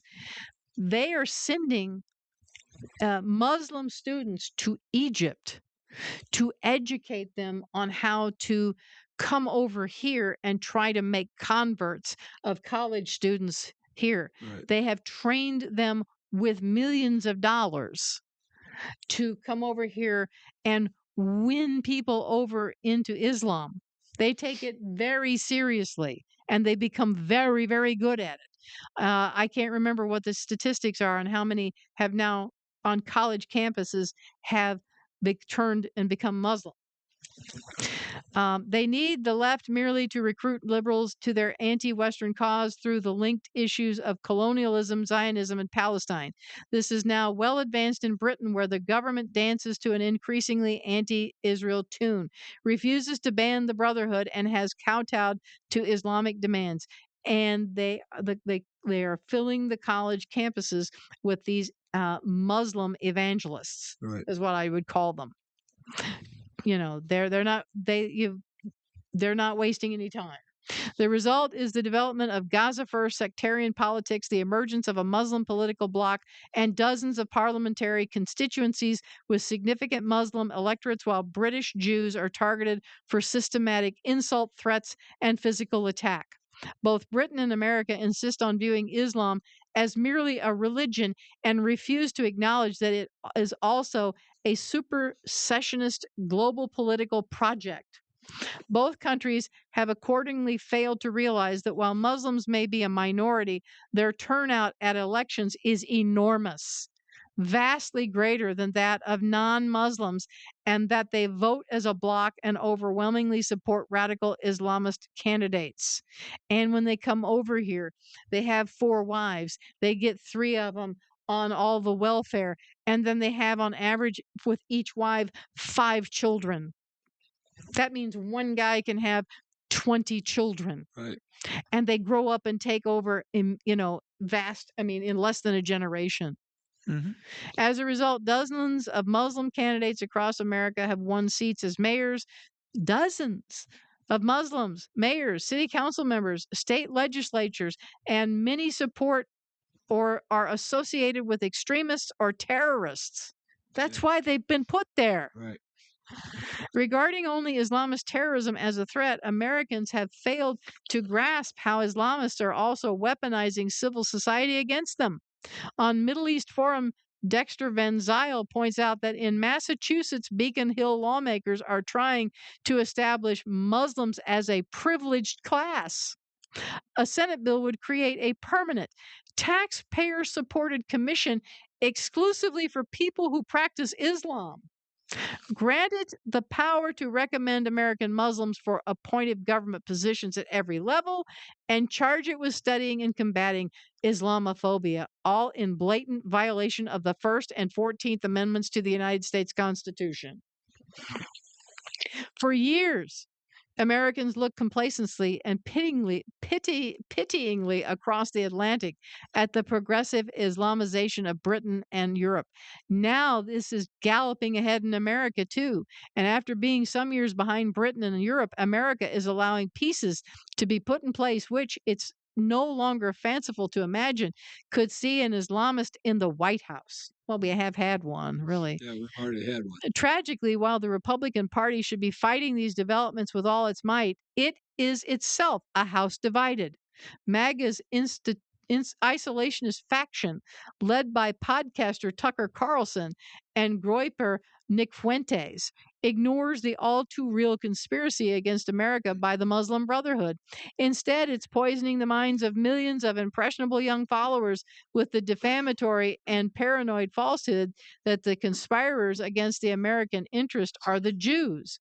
And from Michigan's defeated moderate Democratic candidate Stevens, who has now thrown her support behind El Sayed, the U.S. Vice President J.D. Vance, who refuses to condemn his friend Carlson because he objects to purity tests, both main parties are adopting a big tent approach that protects the people they should be expelling as pariahs.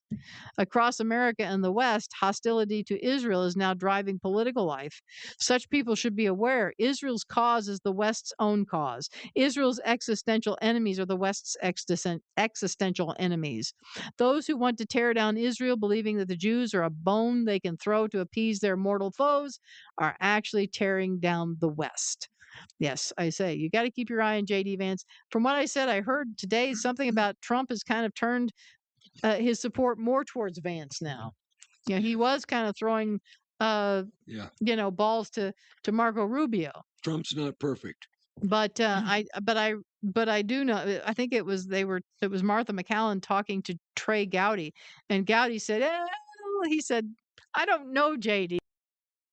Vance. I think I've talked one time. He had glowing things to say about Marco Rubio, and so I thought, well, that's interesting. I think it comes down to maybe Trump knows that Rubio doesn't want it. And if that's the case, he's the next best thing. Yes. So now we're going to jump here into Iran and the situation with Iran. And so in Iran's Hormuz Strait reportedly blocks U.S. Israeli ships, and the U.S. rejects any impediments. So the list of things here is the U.S. and this is what Iran wants. U.S. and Israeli ships would be blocked from transiting the Strait of Hormuz under the terms of a draft plan on how to manage the passage. Iranian state news outlet Fars reported. So they don't want any U.S. or Israeli ships blocking transit from the Strait of Hormuz. Oh, well, I imagine not. Iran plans to issue penalties of up to 20% of the value of cargo for those who violate those terms, according to Fars. And the U.S. appeared to quickly reject those terms, telling CNBC any temporary routes will be without any impediment. And Iran earlier said in a joint statement with Oman on arrangements for the Strait of Hormuz was in the final stages of review and drafting. I think that this is going to end up down the road just like it has before. it's I've got a couple articles. One of the headlines have said that the UN was alarmed by Iran's surging use of executions to instill fear in the population. Hmm. Just now? Oh, you're just now alarmed? How long has this been going on? Oh, but now the UN's Yeah. right. But anyway, this is an article from the Times of Israel. Times of Israel is a liberal publication, but is Trump's exasperated with Iran war, bashed Hegseth over munitions shortages. This is according to a report. U.S. President Donald Trump clashed with his defense secretary last week, accusing Pete Hegseth of misleading the White House about the state of American munition stockpiles amid a potential return to major combat operations in Iran, according to a Wednesday report. The exchange took place at Camp David, the Washington Post reported on the sidelines of a cabinet meeting. According to the report, which cited two people familiar with the exchange, Trump told Hegseth he thought the problem, a shortage of long range interceptor missiles, had been fixed. CNN reported Wednesday that the U.S. military has used up to close to 80% of its interceptors for the THAAD anti-ballistic missiles defense system and approximately 50% of its Patriot interceptors, leaving the supply of those munitions dangerously low. When confronted about the problem, Hegseth punted the blame to his deputy, Stephen Feinberg, the Post report said. The White House press secretary, Caroline Leavitt, denied the story completely, telling the Post it was 100% fake news, literally never happened, and President Trump has the utmost confidence in Secretary Hegseth. Likewise, Pentagon spokesman Sean Parnell said Secretary Hegseth did not mislead anyone about our munitions posture, and he did not blame Deputy Secretary Feinberg. These claims about depleted stockpiles, internal disagreements, the Secretary's position on Iran are equally fictional, he said. Now, Trump himself also addressed reports on Thursday, insisting the United States has a vast supply of munitions and threatening those who suggested otherwise with jail terms.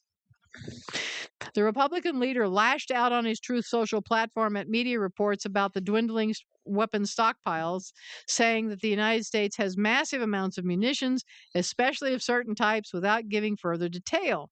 Additionally, large amounts are being manufactured and shipped to the U.S. as needed. Defense companies are building the largest number of plants and factories in our country's history, he said. I wonder how long it takes to build a factory like that. And what if we need these things tomorrow? You know, the Post's reporting on the Trump Hegseth exchange came as NBC News also reported Trump lashed out at his aides last week. It was not immediately clear whether NBC was referring to the same Camp David meeting. Despite public displays of dissatisfaction how the U.S.-Iran war is going, neither Trump nor his top aides are pleased with the status quo, a U.S. official told the network. His aides also can't agree on a path forward, the source continued, adding, after all this, there is no unity. The president is exasperated, a Trump ally who has spoken with the president in recent weeks told NBC News. I don't think he believed it was going to be this difficult to get the Iranians to agree to a deal. There was not a real strategy for how long or what they should do to get to the end point, the Trump ally added. He did not intend this to be a long, drawn out war. And so anyway, there's a lot of things that go back and forth in that article. Pray for this. I mean, this is why I bring these up. Pray for clarity. I want to thank the Lord for letting this show go out tonight. I mean, this is really good. Friends, you need to call your friends and tell them about this show. And it's always good, but producer Deb has outdone herself tonight. Yeah, and I got a few more things I got to run through here really quickly, and we're getting kind of long here. So I'm going to go as fast as I can to get some of this out because some of these things are very interesting. Report, Iran's president only allowed to speak to missing supreme leader in a dark car meeting.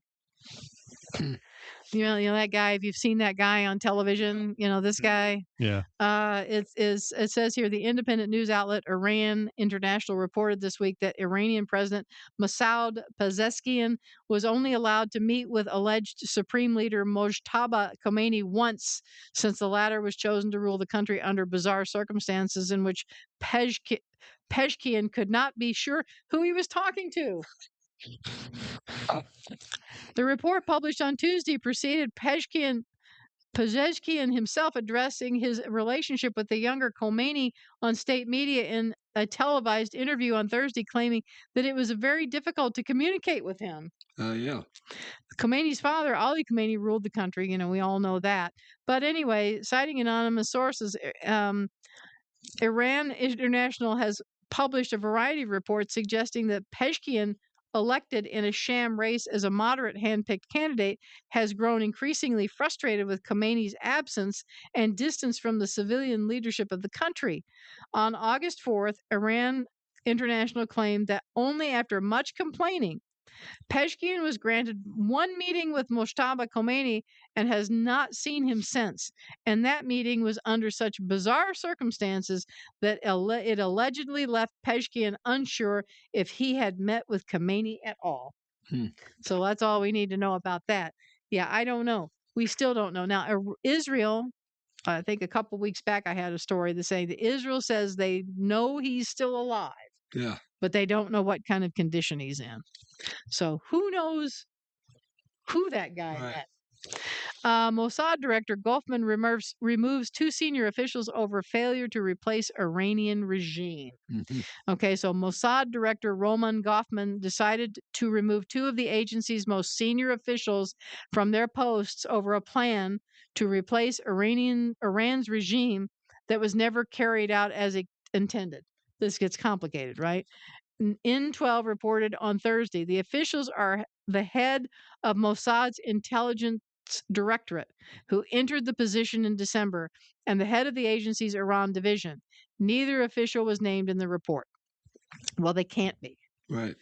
Security officials told N12 that neither official had developed a good working relationship with Goffman from the onset and that their tenures would end by mutual agreement. Both could remain in the Mossad in other positions, the official said, describing the changes as part of a broader reorganization of the intelligence agency. So even there, just like the parallel paths, just like there's some internal problems here in the United States, there's some internal problems in Israel as well, right? It says, nevertheless, N12 linked the moves directly to the regime change proposal, saying the two officials had conceived and drafted the plan. The report stressed that both had made invaluable contributions to Israel's security, but Goffman said believed those responsible for the plan should be held accountable after it was presented to U.S. President Donald Trump and was not implemented on the ground. According to N12, the secret Mossad CIA proposal called for Kurdish ground forces to enter Iran under extensive Israeli and American air cover. Iranian minorities would then help remove the Islamic Republic's leadership, allowing alternative Iranian figures to take power. Ahmadinejad was planned to be the next Iranian leader. Oh, my goodness.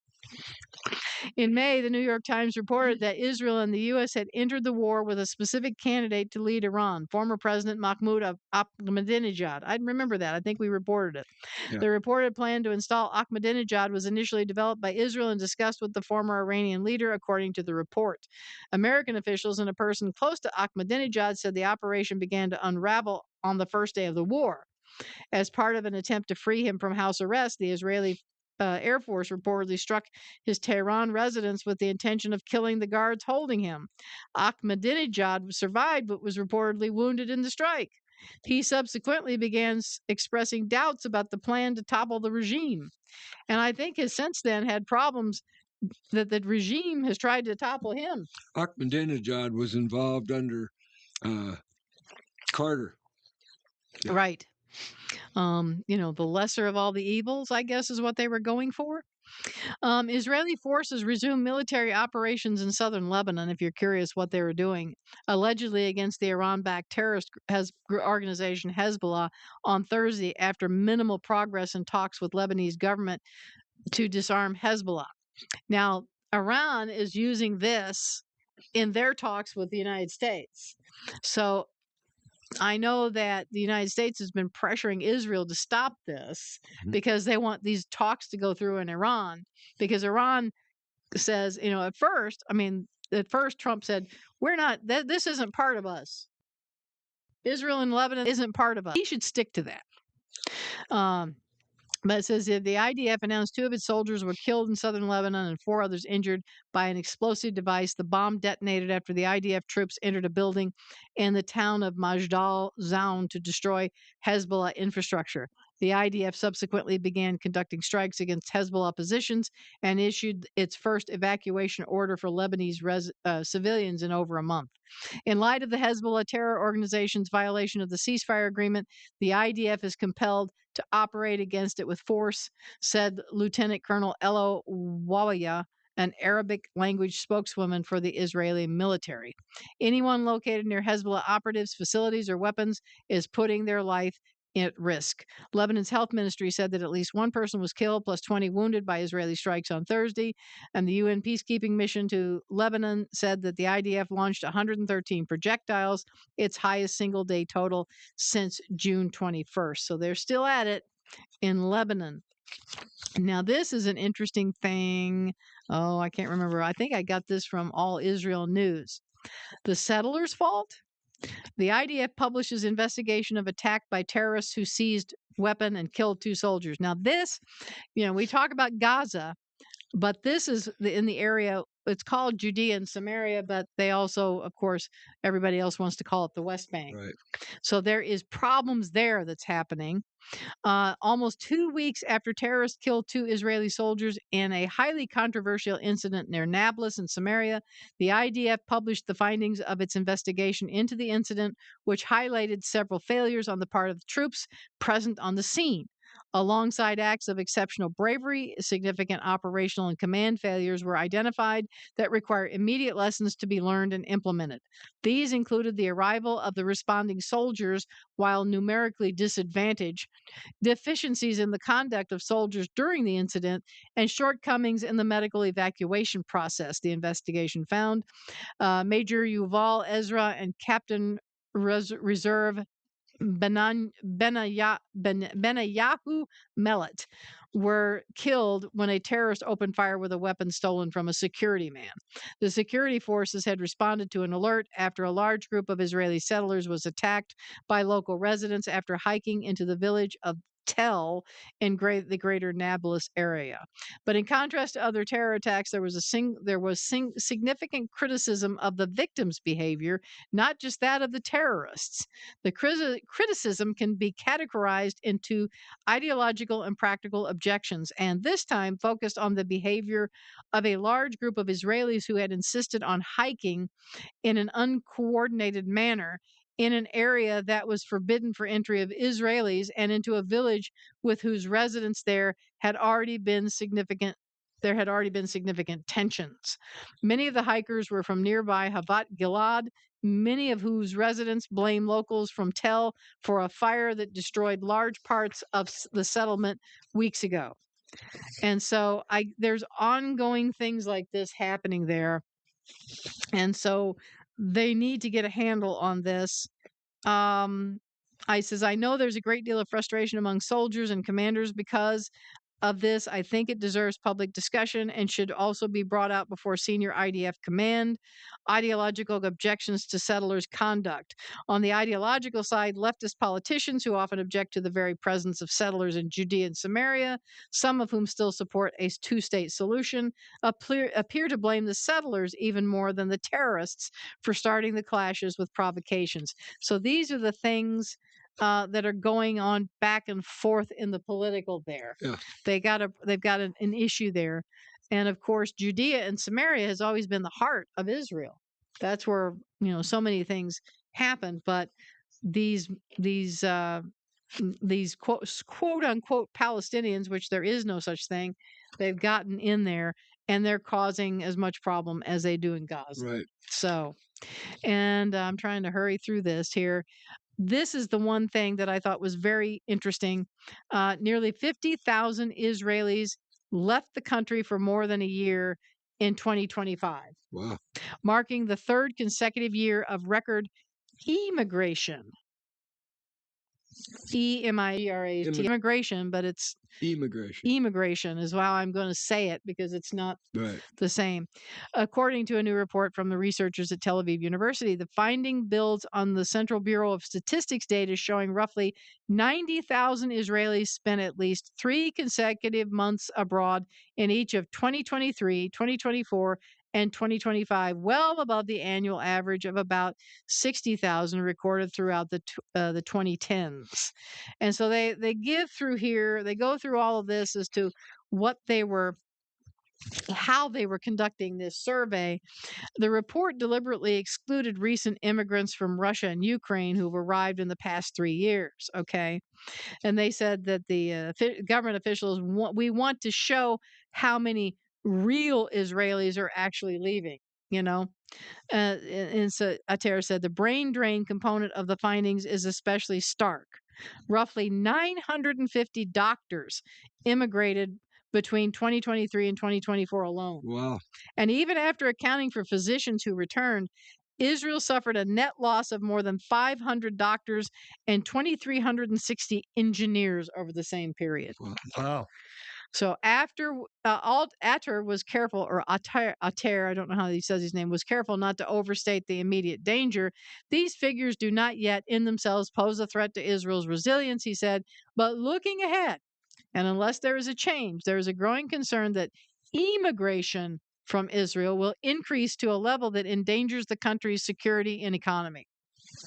The report explicitly warned of a possible domino effect in which each additional departure increases the incentive for others to follow, and cautioned that once immigration crosses a certain threshold, reversing it becomes extremely difficult. Right.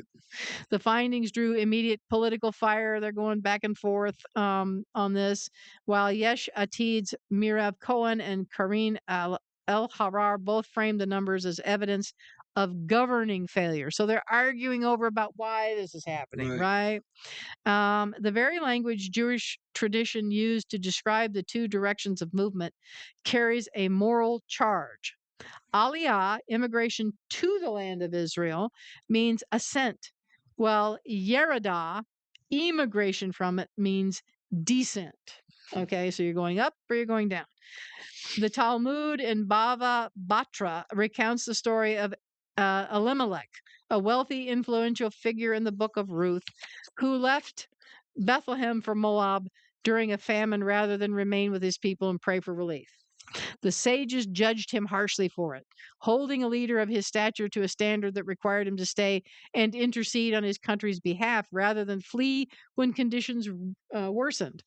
The Rambam, Maimonides, in Hilkot Melachim, codifies living in the land of Israel as a matter of ongoing religious significance, and the weight Jewish sources place on this question is precisely why Yeradah has never been treated in Jewish memory as a simple personal or economic choice, even when the reasons behind it are entirely understandable. So, this is not the first time Israel has faced a serious wave of departures driven by disillusionment. The Yom Kippur War of October 1973 ended in a military victory, but one that left Israeli society shaken to its foundations. The war's opening days brought a level of surprise in the Israeli casualties that shattered the post 1967 sense of invincibility, and the political fallout was severe. Demobilized soldiers organized public protests. All these political upheavals happened. And so April 1974, under pressure from the Agranat Commission's findings on the government failures leading up to the war, the immigration that followed was sharp and immediate. Aliyah from the United States, which had reached 9,100 people in 1970, collapsed to just 3,500. So they've had this problem back and forth. In 1973, immigration wave was not the end of the story. It was a symptom of a deeper collapse in the public confidence that reshaped Israeli politics. And so this is a deep article. If you want to read about it, I just wanted to bring to you the statistics now that are happening. But this is coming from, I believe, This is Israel News, Tamir Steen. I think that came from, that might be from Israel 365 News. So, anyway, that's the big story that's happening that they're uncovering this week in Israel, talking about the people that are leaving. And like I said, it's doctors and scientists and all the higher ups, engineers and all of that. I had a story here about the Shabbat table, bridging Jews and Christians together in Efrat. We're getting close to the 2-hour mark, I think. But anyway, let me just read it really quickly. On tomorrow night, 85 young Christian leaders will walk through the streets of Efrat as the sun sets over the Judean hills, heading not to a hotel ballroom, but to the dinner tables of dozens of Jewish families who have opened their homes for Shabbat. The evening is the first major event in a new partnership between Israel 365 and Eagle's Wings, the Christian Zionist ministry founded by Bishop Robert Stearns, that has brought roughly 35,000 Christians to Israel since the early 1990s. Rather than gathering in visiting groups in a conference room to hear about Shabbat, organizers on both sides chose the slightly more logistically challenging yet meaningful path, placing small groups of young Christians directly into Efrat living rooms to experience the Sabbath table themselves. And I think that's pretty cool. That's going to be happening tomorrow night in Israel. Lots of people celebrating Shabbat. And so in Efrat. And then we have our archaeological story. This was an ancient Cypriot silver coin was found on Ashdod's shore. Okay. So you can see that there. An ancient Cypriot silver siglos coin dating to the mid 5th century BCE was found at one of Ashdod's beaches last month. The Israel Antiquities Authorities announced this on Sunday. It is the first coin of its kind ever to be discovered in Israel. The approximately 2,500-year-old coin was located by Ashdod Beaches Department Deputy Director Avi Choprak during a search to locate objects lost by visitors to the beach. So I guess he was out there. Medical detector. Probably using one of those, what is it, metal detectors. Yeah, metal detector. Yeah. Upon discovering the coin, Choprak handed. My uncle that lived in California, he lived in San Diego, and he'd go down to the beach frequently. And I went out to visit him years and years ago, probably 30 years ago. And he took me to his bank.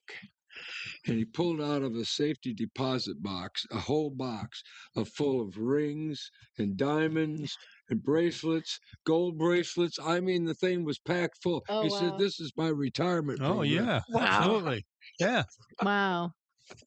Wow. He had found all these things on the beach. Right. He found one ring that he figured was worth, I don't know, $50,000-$60,000. But the people called him and said, "We know we lost it here. Would you please come and help us find it?" And he found the ring for her. Awesome. Yeah. Upon discovering the coin, Choprak handed it over to the IA's coin department, which was able to confirm the rarity of the find. At first glance, it looked to be made of silver, but a closer examination showed it actually to be of metal that was only plated with silver, a known phenomenon in Cypriot silver coins from this period, giving the shortage of silver on the island. Yaniv David Levy, researcher and curator at the IAA's coin department, explained researchers were able to pinpoint the origin of the coin to the ancient city of Salamis, located on the east coast of Cyprus. According to Greek mythology, the city was founded by the archer Teucer, the half-brother of Ajax, and a veteran of the Trojan War. Wow. The coin, weighing about 11 grams, was minted during the Persian Empire's reign in Cyprus. One face of the coin depicts a left-facing recumbent ram, while the other side features a left-facing ram's head within a sunken square frame. Beside the head is a laurel branch placed vertically, with three symbols below it. written in what is believed to be Cypriot syllabic script. Coins of the size and value from the Persian record are rare altogether in the archaeological record. Levy added, usually silver coins of this size were not preserved intact. Over time, they were cut into small pieces for use as local trade currency. Furthermore, evidence of such use is known mainly from inland sites in Israel. Therefore, the discovery of a complete coin from the coastal area is thus unusual on all accounts and of special historical importance. So, coins from Salamis from the 5th century BCE were circulated throughout the eastern Mediterranean. That's according to a senior researcher, Evangeline Marcoux. And she is an expert in ancient Cypriot coinage. Writing from Athens, she said that even so, finds with an exact provenance are rarer, and therefore this coin potentially offers significant information about trade ties and movement between Cyprus and the land of Israel during this period. Levy, representing the Israeli archaeological perspective, agreed with Marcoux. The circumstances of the discovery and the accurate reporting allow us researchers not only to identify the coin itself, but also to use it as a reliable source of information about economic and maritime ties that existed in this region some 2,500 years ago. So, and I guess he got an award for turning it in and all of that sort of stuff. So there is the little ancient coin, 2,500-year-old silver plated coin.